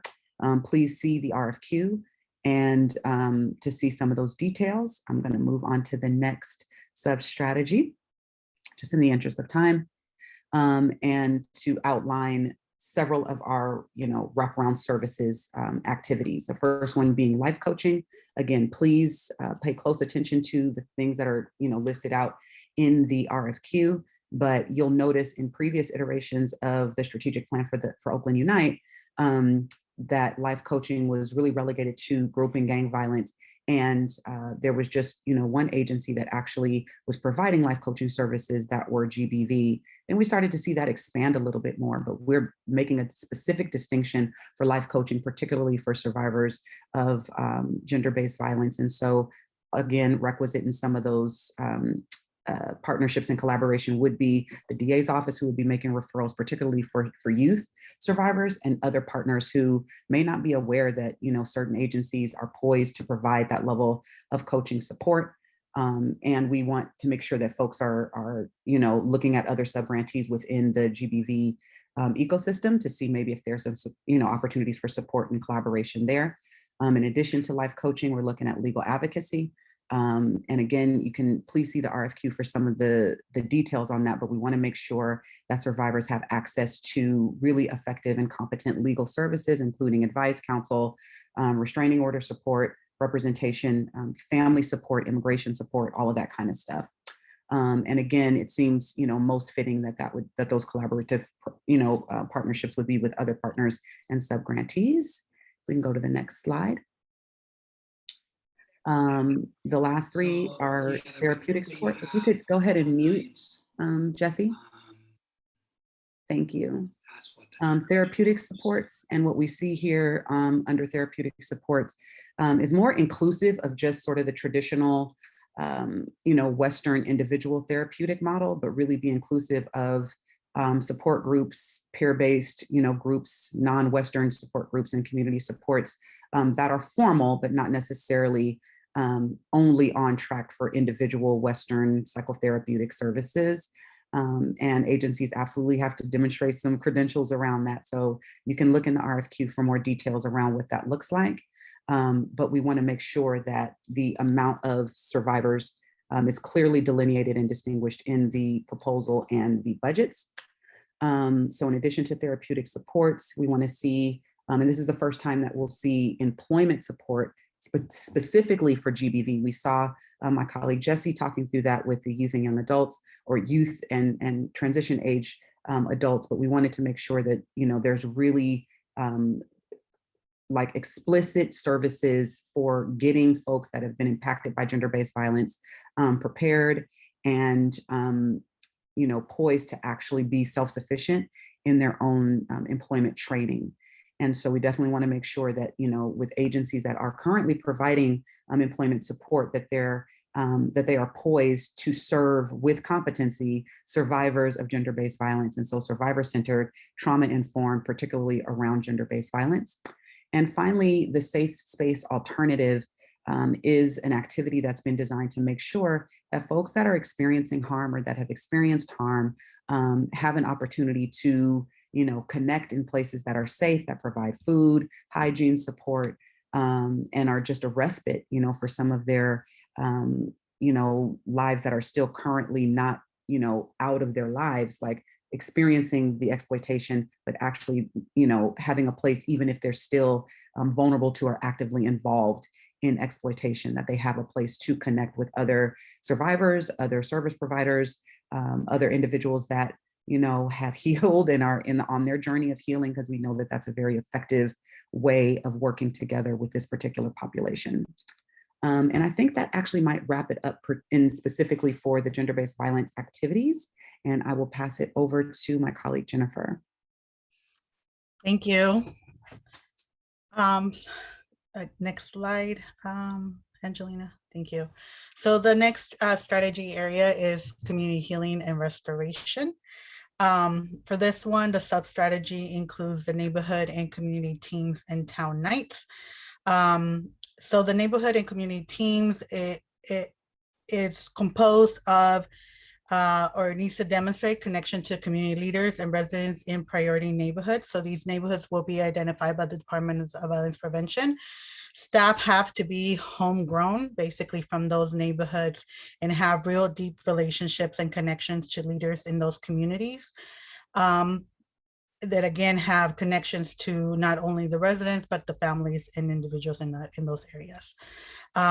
We'll be planning and coordinating activities such as block parties, barbecues, beautification projects, anything that again, those specific areas, residents are being vocal about what they would like to see in their community. The main messaging around these events would be the message of peace, and again, continue to build on those relationships.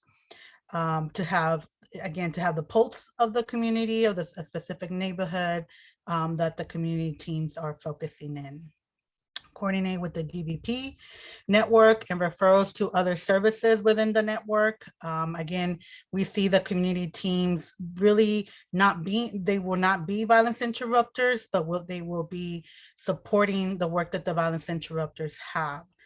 And we'll continue to coordinate with them and other services in the strategy.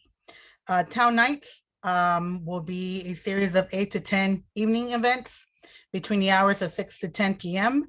in neighborhoods. In neighborhood, each team is connected to. So again, these neighborhoods and areas will be identified by the Department of Violence Prevention. We'll have a fall, winter, and summer series. And again, this is very similar to what we were able to pilot this year. Partnerships and collaborations, again, we encourage that letters of support from partners and also letters of agreement with subgrantees be included. Healing activities and restorative practice. Culturally relevant and trauma-informed community spaces for multi-generational, multiracial healing. Again, we know that healing does not mean the same thing for everyone in the community. You have to be very mindful that, again, what one neighborhood or community or family may be interested may not also be something that another individual or neighborhood would want in their specific neighborhood. Addressing persistent trauma in the community and efforts to address current trends, healing circles, vigils, events. Again, as we mentioned in the previous strategy, that they would be working with the family support. So this would again be a partnership where if the families are requesting healing circles, vigils, events, any type of celebration of life of a family member that has been lost to gun violence, they would be working in partnership with those agencies. Support for families who have experienced homicide. Again, often not immediately after a homicide or a shooting, we know that families are not ready to process or go through the healing process at that moment. So we will see that families will pass a year, a couple months later, and they say, they are ready to start that process of healing. And so this again will be in partnership with our family support teams to provide those spaces, safe spaces that the families are requesting. Again, sometimes these voices are often forgotten because we are constantly moving from homicide to shooting. And so again, it's having the ability to go back and provide those support to these individuals. Self-care and healing practices, not only within the community, but also within the agency, and again, continue to promote those practices across the city of Oakland. Again, we encourage that letters of support from other partners be included, and letters of agreement be also included in the application from the subgrantees. Next slide, and then Jesse will go over the next two sub-strategies. Thank you, Jesse. Thank you, Jennifer. So we're still in strategy of community healing and restoration. We have sub-strategy 10, which is therapeutic supports. In this context, therapeutic supports are primarily for in service to the family members who may have experienced loss due to homicide, and also potentially peers who are impacted by secondary trauma. So these services should include potentially individual psychotherapy, healing practices, and support groups. So demonstrated qualifications to do that work, as well as making sure that the agencies include evidence of their trauma-informed and client-centered practices, where they particularly may need to meet clients exactly where they are, which could include making those home visits for someone who is in deep grief and in the moment. We want to also, again, saying that the people who will be served primarily will be the peers and family members impacted by loss to homicide, even if that homicide occurred outside of Oakland. But if they are Oakland residents and they are in need of that support, we would look to support, use the agencies involved in this section to provide that support. And they would, similar to what Jennifer said with the other healing activities that are more broad, these therapeutic supports would also be done in close coordination with the family support provider, would be selected through activity 1.3. In addition to providing support for families, we are looking for the possibility of more broad-based community support, the opportunity for network, the DVP network rather, to provide referrals that maybe come from like a neighborhood and community team member or a life coach or some other way that we know that there's community survivors that are in need of a place to really process the violence they're experiencing. And in this area, we would have, we would ask that applicants emphasize their ability to provide peer support groups. There are no required partnerships or collaboration, but again, as Jennifer said, if you have a subgrantee, please include that letter of agreement. In our final sub-strategy area, it's sub-strategy 11, community capacity building and mini grants. The community capacity building piece of this activity includes developing the natural leadership skills of Oakland residents through both training opportunities and learning communities, as well as providing workshops and coaching to potential mini grant applications. People who are seeking to apply for a mini grant, help them get their application in order. And then this agency will also play a role in administering the mini grant program. They would provide fiscal and program manager roles to distribute mini grants throughout Oakland, as well as help with implementation of a community-led grant-making decision process that was designed as part of the pilot in the last few years.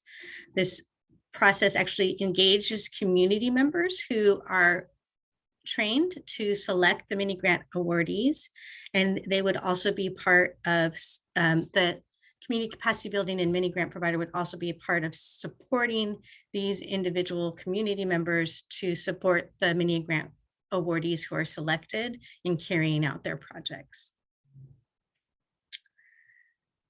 One thing of note before we move on to the next slide is there may be people who have joined the call who are seeing that all of these models may not specifically speak to the kinds of work that you hope to do or the qualifications that you have to serve Oakland and impact violence in Oakland.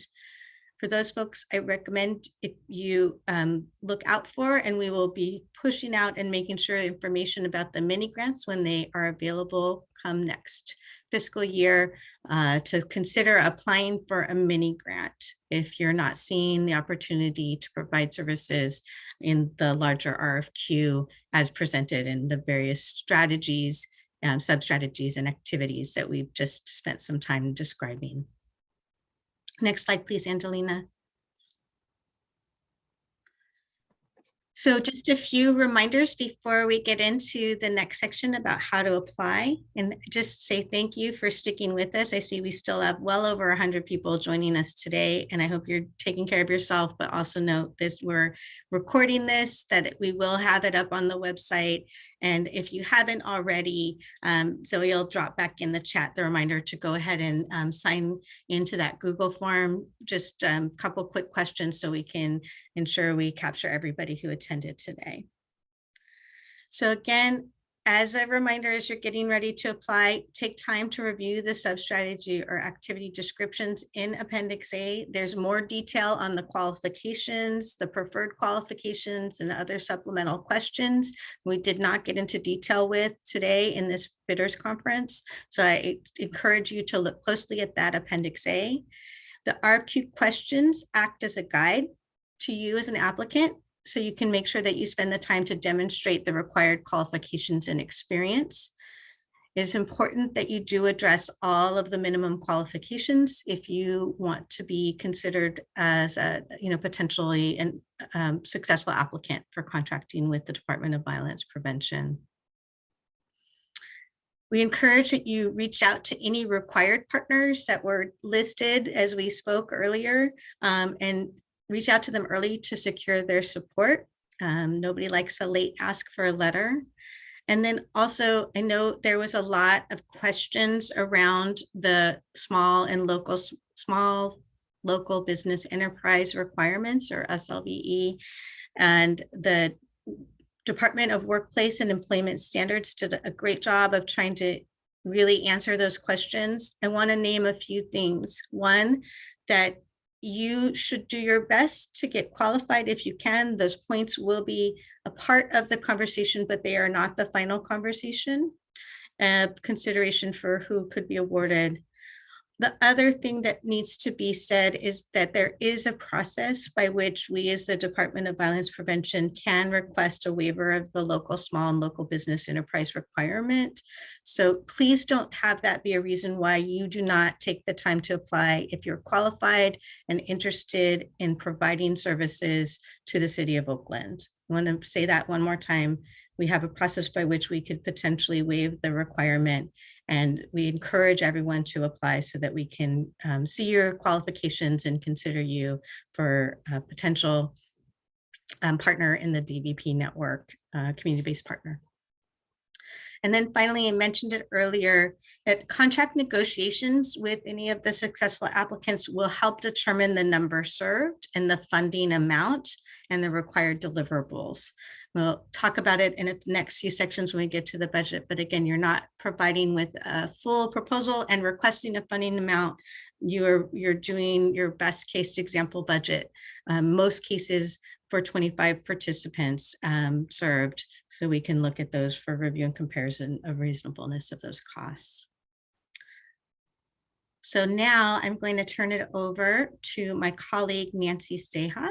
She will be taking us through the process of how to apply using the City Spend portal and get us to the end of this presentation. So Nancy, when you're ready. Thank you, Jesse. Thank you, Angelina, for advancing the slide. And again, thanks to everyone for sticking with us for almost 2 hours now. So this is the last leg of the RFQ presentation. And over the next couple of slides, I will be just going over an overview of the application process. I do want to point out that not all can be covered during this presentation, so I strongly recommend that applicants read through the RFQ more closely in detail.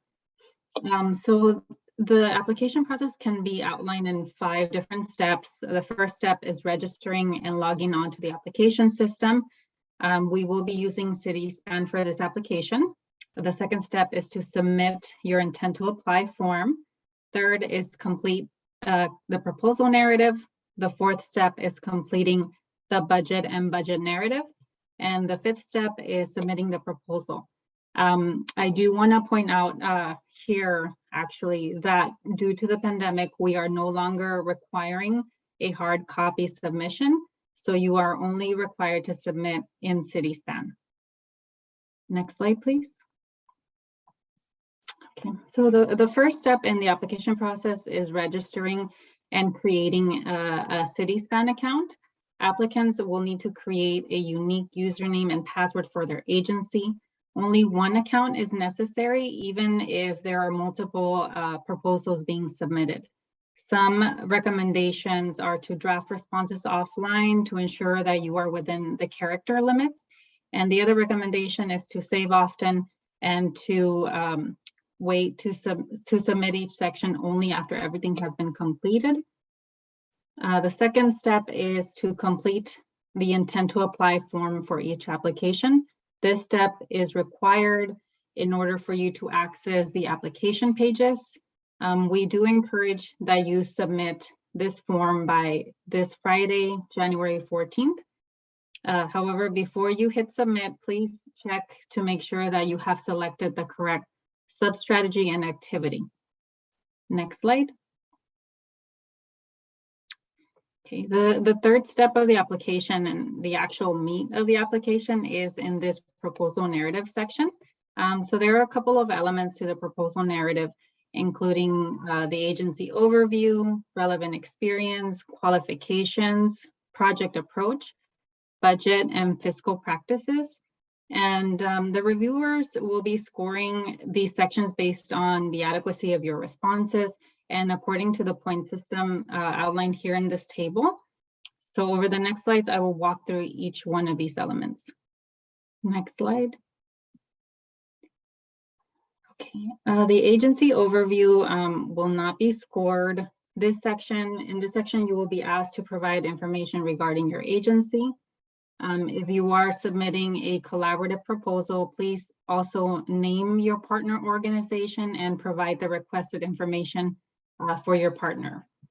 Documents submitted in this section include a copy of the IRS letter certifying exempt status, the IRS Form 990, the list of current board of directors, and also the required contract compliance schedules that we reviewed earlier during this presentation.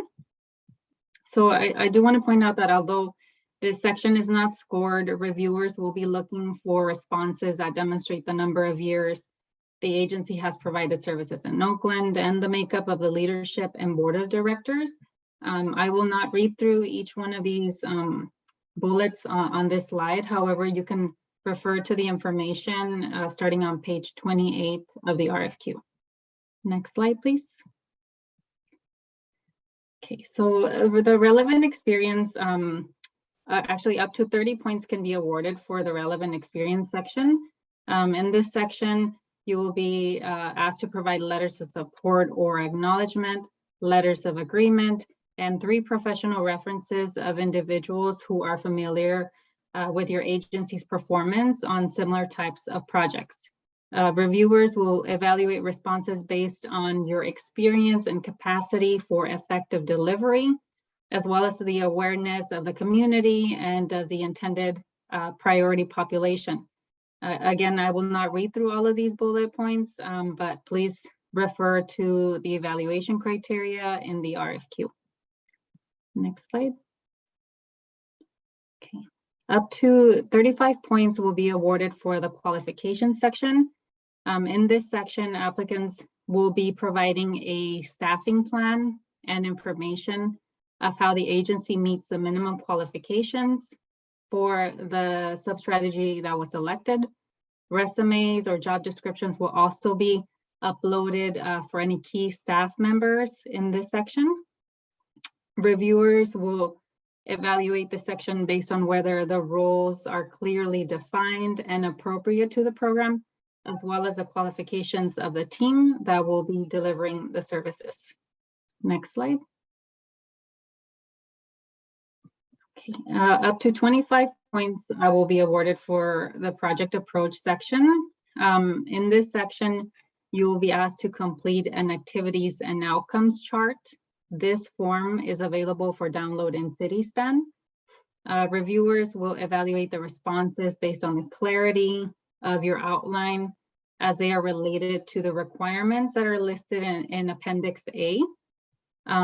The reviewers will also look for an understanding of how service activities will lead to your outcomes and ultimately how they contribute to the citywide efforts to reduce violence. Next slide. A maximum of 10 points will be awarded for the budget and fiscal practices section.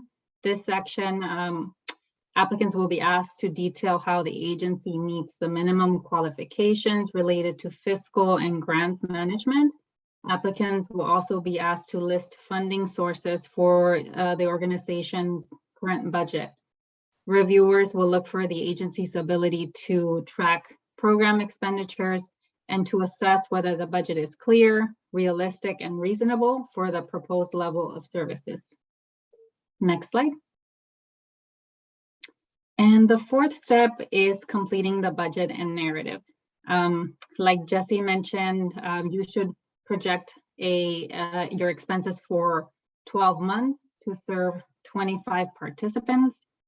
A cost should be outlined and should be reasonable and appropriate. Please refer to Appendix A for any specific budget instructions that may be required for the sub-strategy or the activity that is being applied for. And lastly, applicants should demonstrate how other funds are being leveraged. Something important to mention is that we do require a 20% match of the total DVP fund request.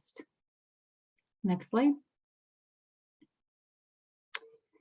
And this slide, I'm just reiterating that there are required documents that will need to be submitted at different sections of your application, including the IRS letter certifying exempt status, IRS Form 990, your list of board of directors, letters of support, letters of agreement, professional references, any resumes or job descriptions, and then the activities and outcomes chart. There is a checklist in the RFQ on page 27 that might be useful when preparing the application, just to ensure that you're actually submitting all the required documents. Next slide. So in addition to the previous documents, you will also need to upload the required contract compliance attachments, Schedule E, I, O, and W, and Schedule E2 form is again optional. Next slide. Okay, so the last step after all sections have been completed is to submit your application. Online proposals are due Thursday, February 3rd by 5 p.m. Please review your application prior to clicking submit. If you do need to go back and revise something after your application has been submitted and before the deadline, you can reach out to CitySpan so that they can unlock the application. And something very important to mention again is that we are no longer requiring that a hard copy be submitted. So you only have to submit your online application. Next slide. All right, so I'll just move a little bit slower here to point out some important dates. The RFQ was released December 10th. Just as a reminder that we are offering technical assistance via email until January 26th. We encourage everyone to submit their intent to apply form by this Friday. Proposals are due online only, February 3rd. Preliminary funding recommendations are expected to be submitted in April. Written appeals will also be due in April. The Oversight Commission will review our recommendations also in April, and we expect that Council will review and approve funding recommendations in May or June. Once we have Council approval, we can begin collecting the contracting documents and starting the negotiations so that we can begin the program year in July of this year. Next slide. Okay, again, technical assistance is available by email. Please email all questions to OaklandDVP_RFQ. All questions will be posted on the DVP website, and the last day to submit questions is January 26th. For any support with CitySpan, please contact the help desk at the number listed on the slide.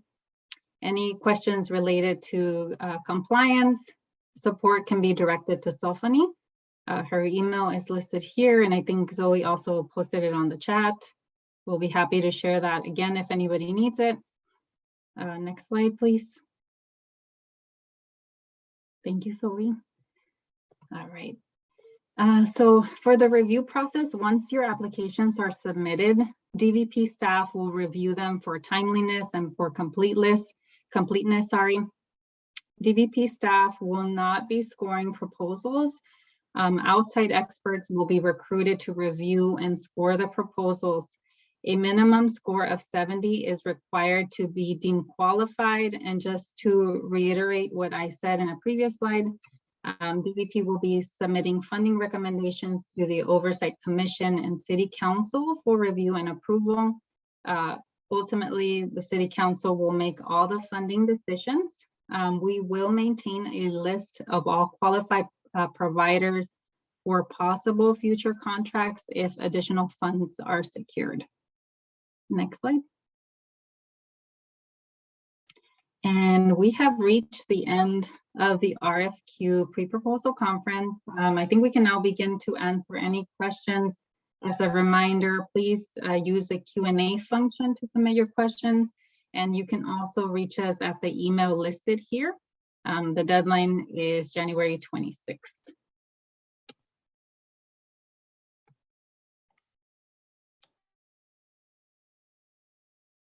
So much. Appreciate such a thorough presentation. Questions for cues.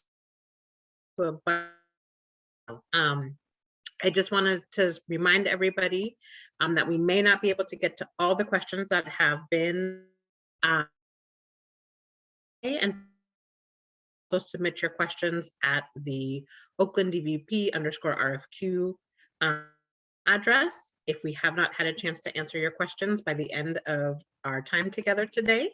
And also as a reminder that the PDF of the presentation that was just presented and the video will also be posted on our DVP RFQ page.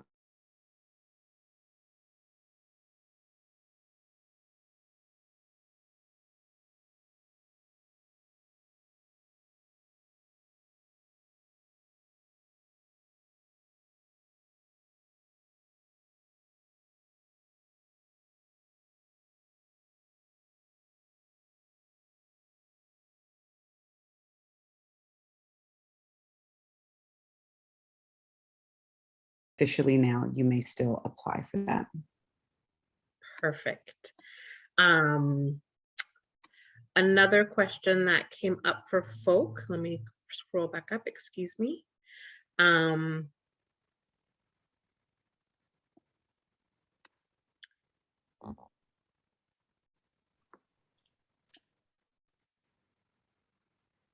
If you are a new nonprofit and don't have as much past impact, can you still qualify? Well, we're waiting for Jesse to jump back on. You want to answer that as well, Dr. Crane? Sure.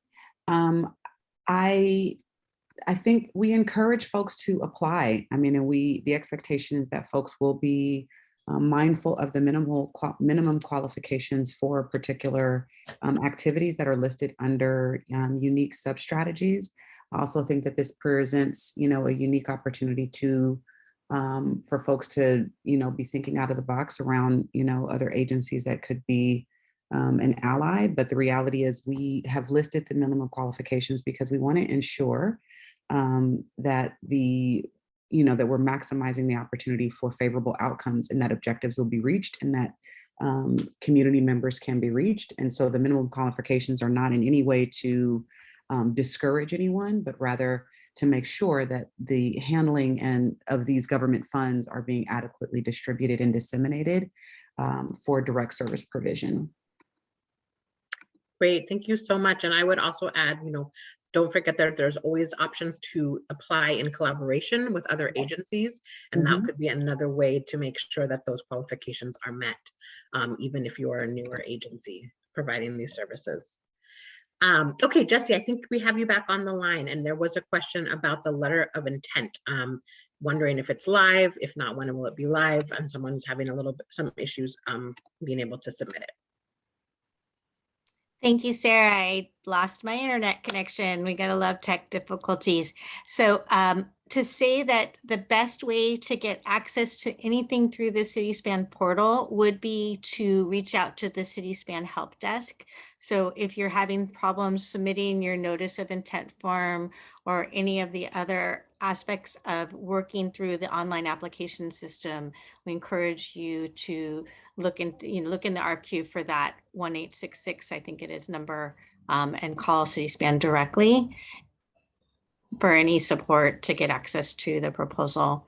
I also saw that there were a couple of questions, so I'm going to maybe circumvent a later question about if you should be using like your existing login. I want to say that this is a new CitySpan database. It's a cloud-based database. So if you use CitySpan for Oakland Fund for Children and Youth or for other DVP funded reporting, that would not be the login you would use. You need to go to the instructions in the RFQ and create a new login specifically for this application process.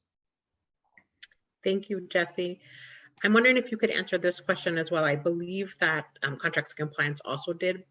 Do you have to be a local business enterprise certified to apply under this RFQ? So again, the city has made a strong policy decision to really prioritize funding going to local and small local business enterprises. And that's what you heard discussed in some detail during that section of the Department of Workplace and Employment Standards section of our bidders conference. And I would say that we encourage you to be certified, to get certified. It will help you in future as well as now for any additional contracting points. We also would encourage you to note that if you are not certified, recertified, et cetera, don't let that be a barrier to apply. If it's necessary, we'll work to seek the required waiver. All right, another question we have that I think is great to clarify is, will there be a second grant period from July 2023 to June 2024 open for new applications, or will this period for applicants that were granted for the first round of contracts? So I think you hit it on the head, whoever's asking that question. It is just that. It would be a renewal. This is the opportunity to apply if you are interested in providing violence intervention and prevention services under the various models we described earlier. So again, if you're interested in providing services between July 2022 and June or December of 2024, you should apply now. Great. We're going to continue on with some logistical questions, Jessie, so I'm just going to ask you to keep going. Is there a preference given to organizations who apply as part of a collaboration rather than as a single agency? There is no preference for collaborative applications. I just want to make sure that your application does meet all the minimum qualifications. And it may be some cases where you find a collaborative helps you to meet many of the preferred qualifications as well. Sometimes that may be an agency that can serve in a particular language or expand your language capacity as an organization.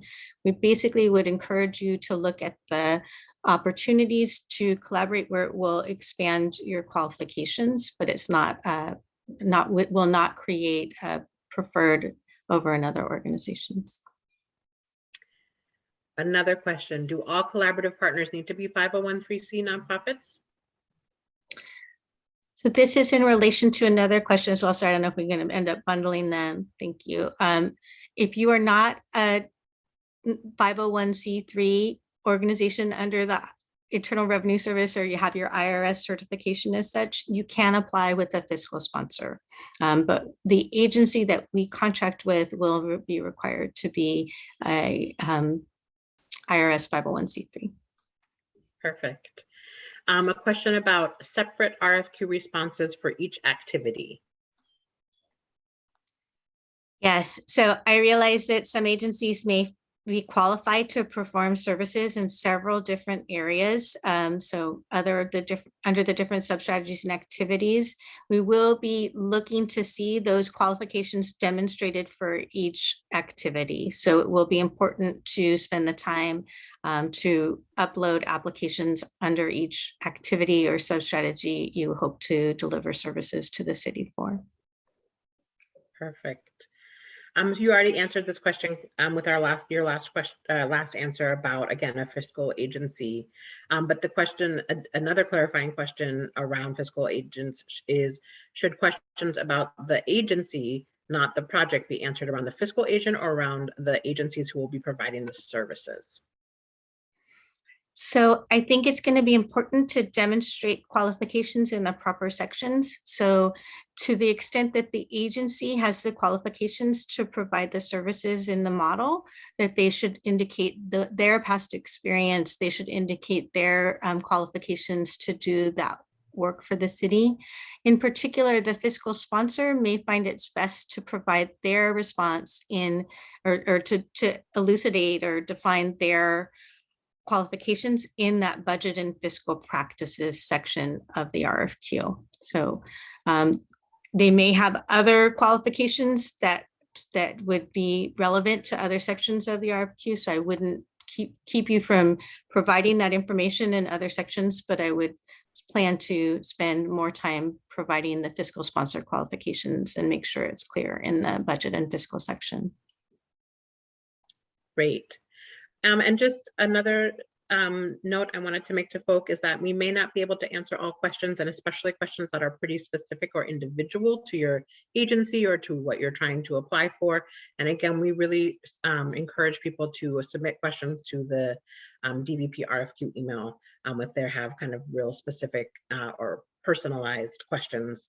Because we're going to try to keep these fairly general so that they are applicable to the most people. One question that I'm not sure if you have the answer to is, do we need to submit an addendum in CitySpan since that form was required for the hard copy? Do you know what this is referring to?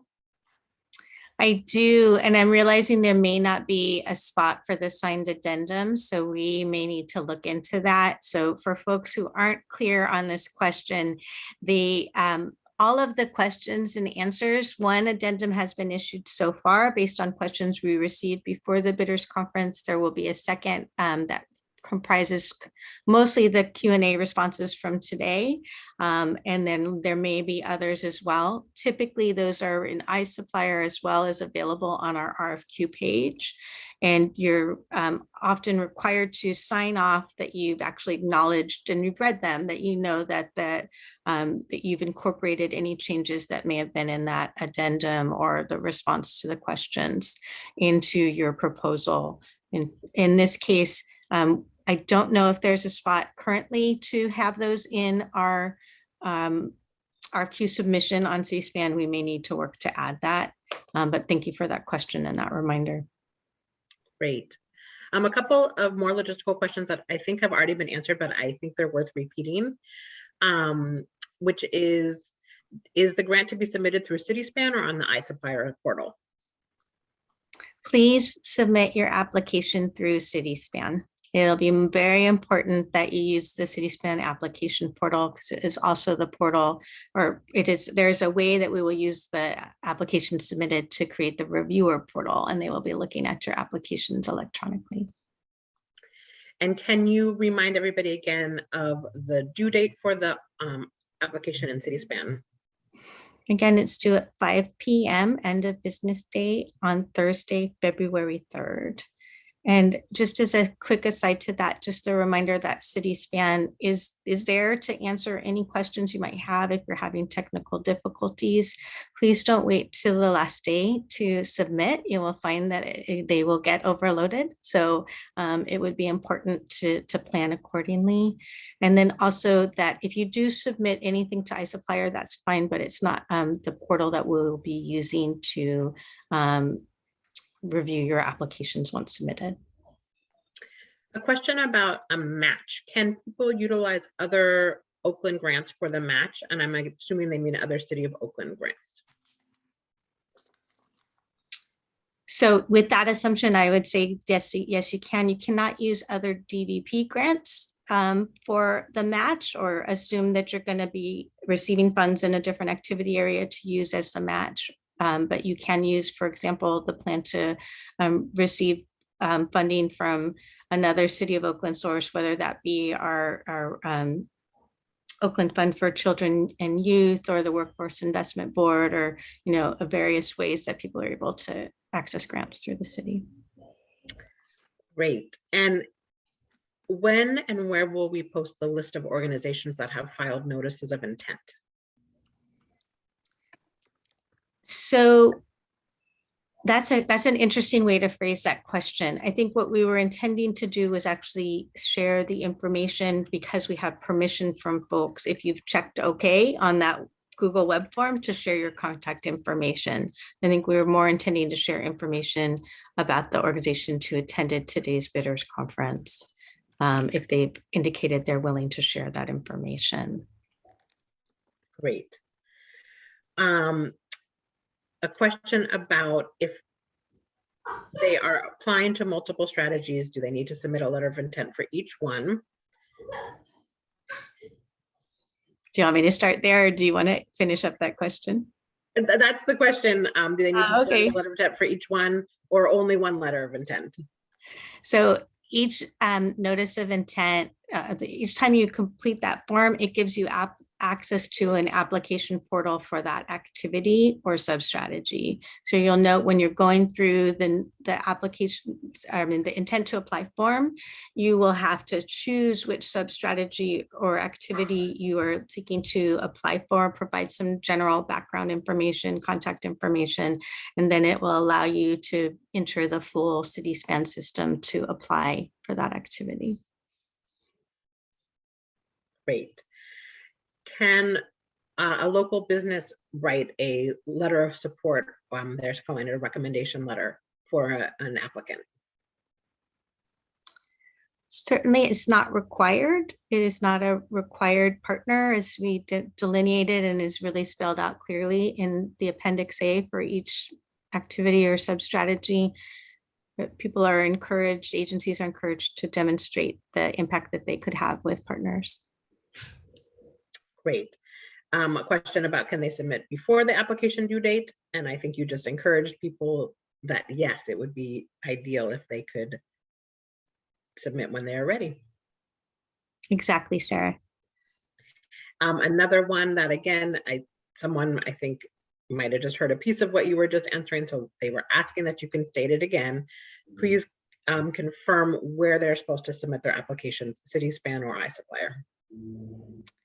All applications should be submitted through the CitySpan application portal. Another question about CitySpan, I guess some people are having issues getting access. It said, would an email to get the template in CitySpan be sufficient, or do we need to call them? I think you can do either. Those are both provided in the email or in the RFQ document. So you may want to do either in both if you are not able to get the responses quickly. Great. Okay. And again, another question around CitySpan, and I think you've already answered this, but just to reiterate, if you already have a CitySpan login for like OFCY, for example, do you need a separate login for this RFQ? Yes, you do. So this is a special online database that was created, as a cloud-based submission portal for these applications. So even if you're putting data into a database for Oakland Fund for Children and Youth, you'll need to follow the instructions in the RFQ to set up a new CitySpan account, so to speak, for this application. So in the presentation under sub-strategy, we put a number of kind of estimated overall served for the activities. Is this per proposal per applicant, or is this per activity? So there's so many words in that question. I think it might be important to make sure that this person gets their answer straight from potentially actually submitting it to the Oakland DVP email for the RFQ questions. I just want to make sure we really get the answer right. But in general, I think the question is that we want you to submit for each activity area, and that your budget will be, the estimated number is in most cases over a larger strategy. It's not the expectation that one agency in some cases would be providing services to all of the individuals estimated. In most cases, we're anticipating awards to multiple agencies under a sub-strategy or activity, and say broadly, most cases. Great. And yes, again, that's a good reminder, Jesse, that please, if we aren't able to get to your question during this time, or if it's a question that seems fairly specific to a particular agency or particular activity, we will be asking you to please submit those questions to the DVP RFQ email address so that we can make sure that those are also answered and will be up again on our website on the RFQ page and on iSupplier for everybody to see the answers to those as well. This is, I think, a good clarifying question about some text in the RFQ on page 28, where it says all applicants who score above 70 will be deemed qualified for the funding under the RFQ, but not all applicants who are deemed qualified will be recommended for funding or for the initial funding. And so their question is, who makes that determination after the scoring?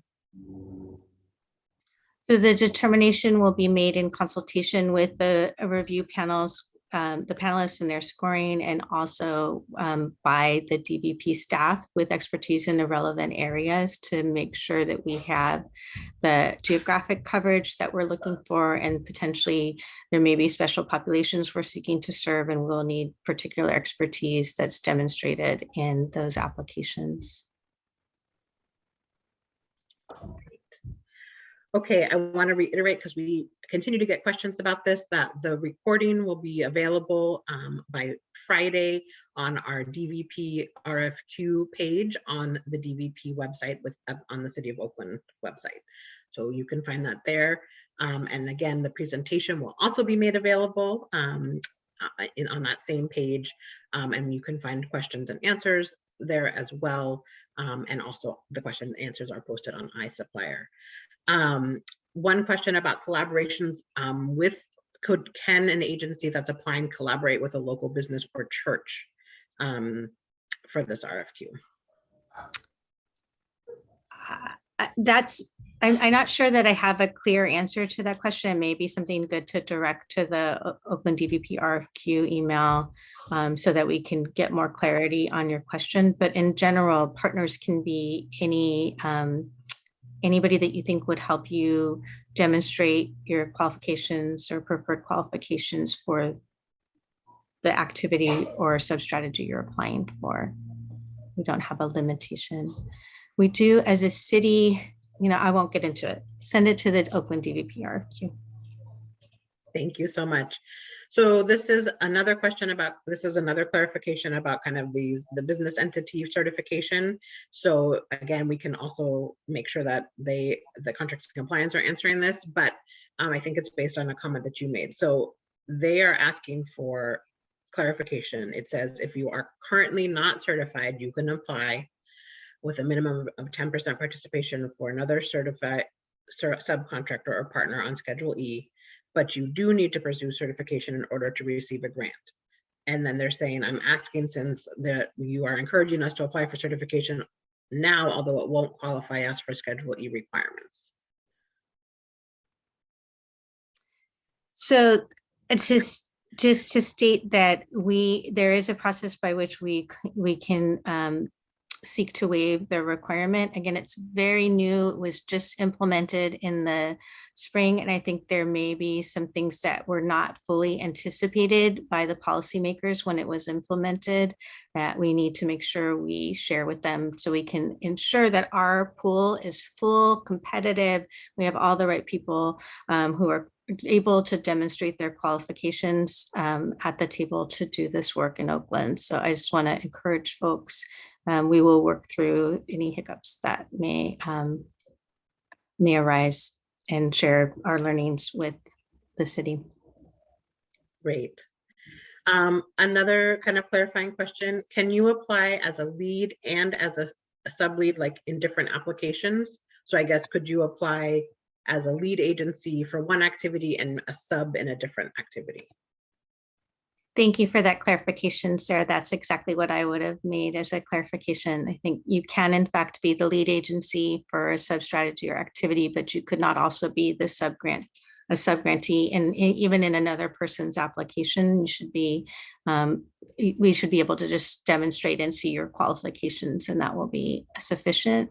And you can apply for and be a subgrantee or lead agency in another activity or sub-strategy.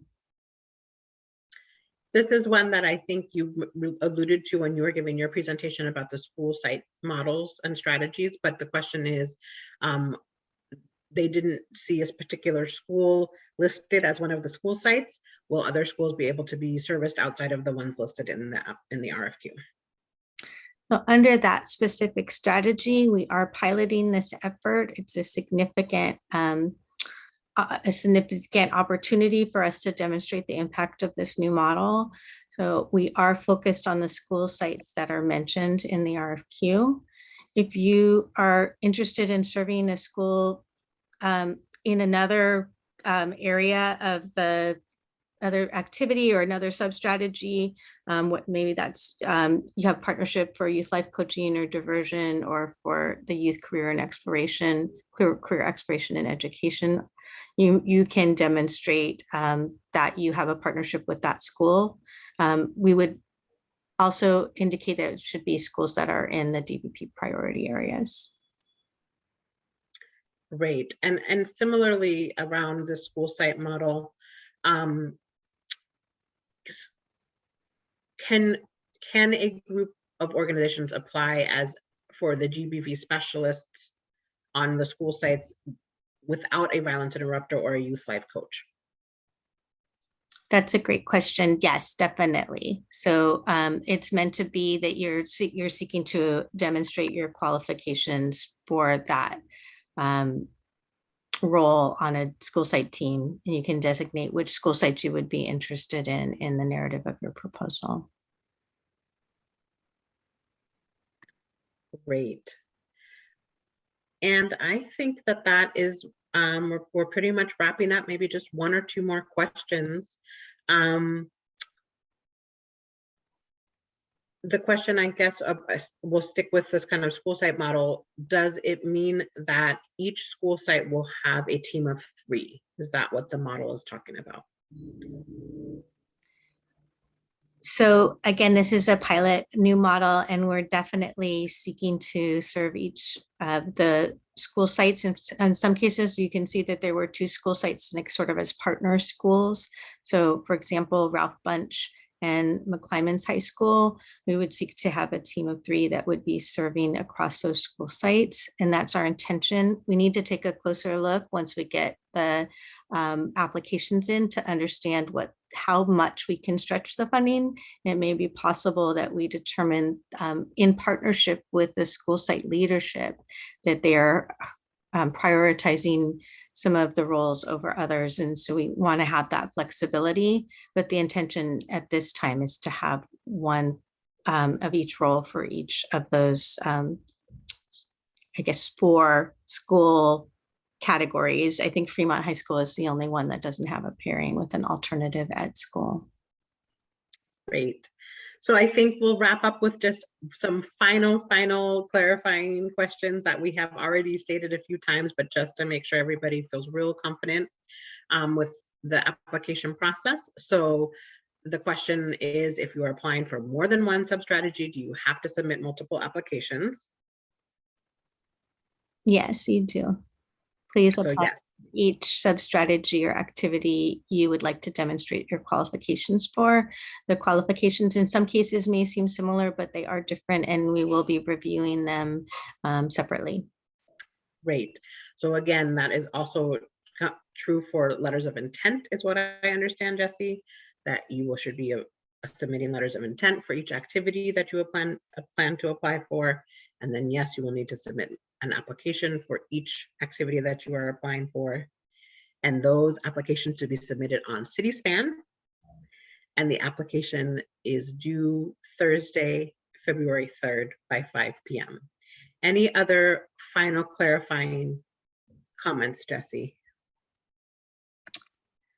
I think there's been a very rich, full conversation today. We've provided you with so much information. The RFQ document is, as some people have commented, quite long and very comprehensive. So please take a closer look. I will remind you that we do have an opportunity for any additional questions to be sent to the Oakland DVP RFQ email through January 26th.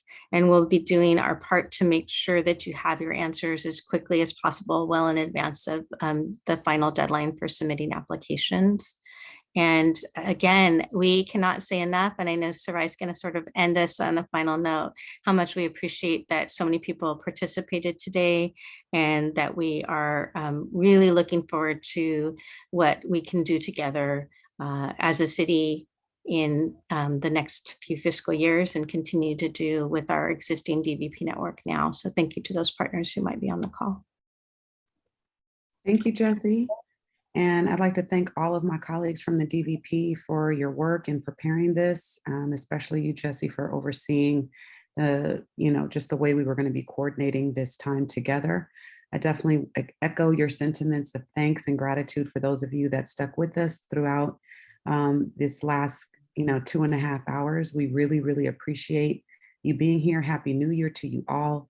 We are so grateful for the hard work that you're doing, for the vision that you have for our city, for your ideas, your creativity, and your will to serve the people in the city of Oakland. And so we thank you. We anticipate receiving your proposals and look forward to being in conversation and dialogue, and ultimately look forward to seeing the work and the efforts and the service provision enhanced and expanded in the city of Oakland. We are so excited, and we're so grateful for you all being a part of this community of service providers and healers. Thank you so much, and we look forward to hearing from you. Again, please forward any other questions that may have come up after this to the Oakland DVP _RFQ at oaklandca.gov, and we look forward to being in touch. Thank you.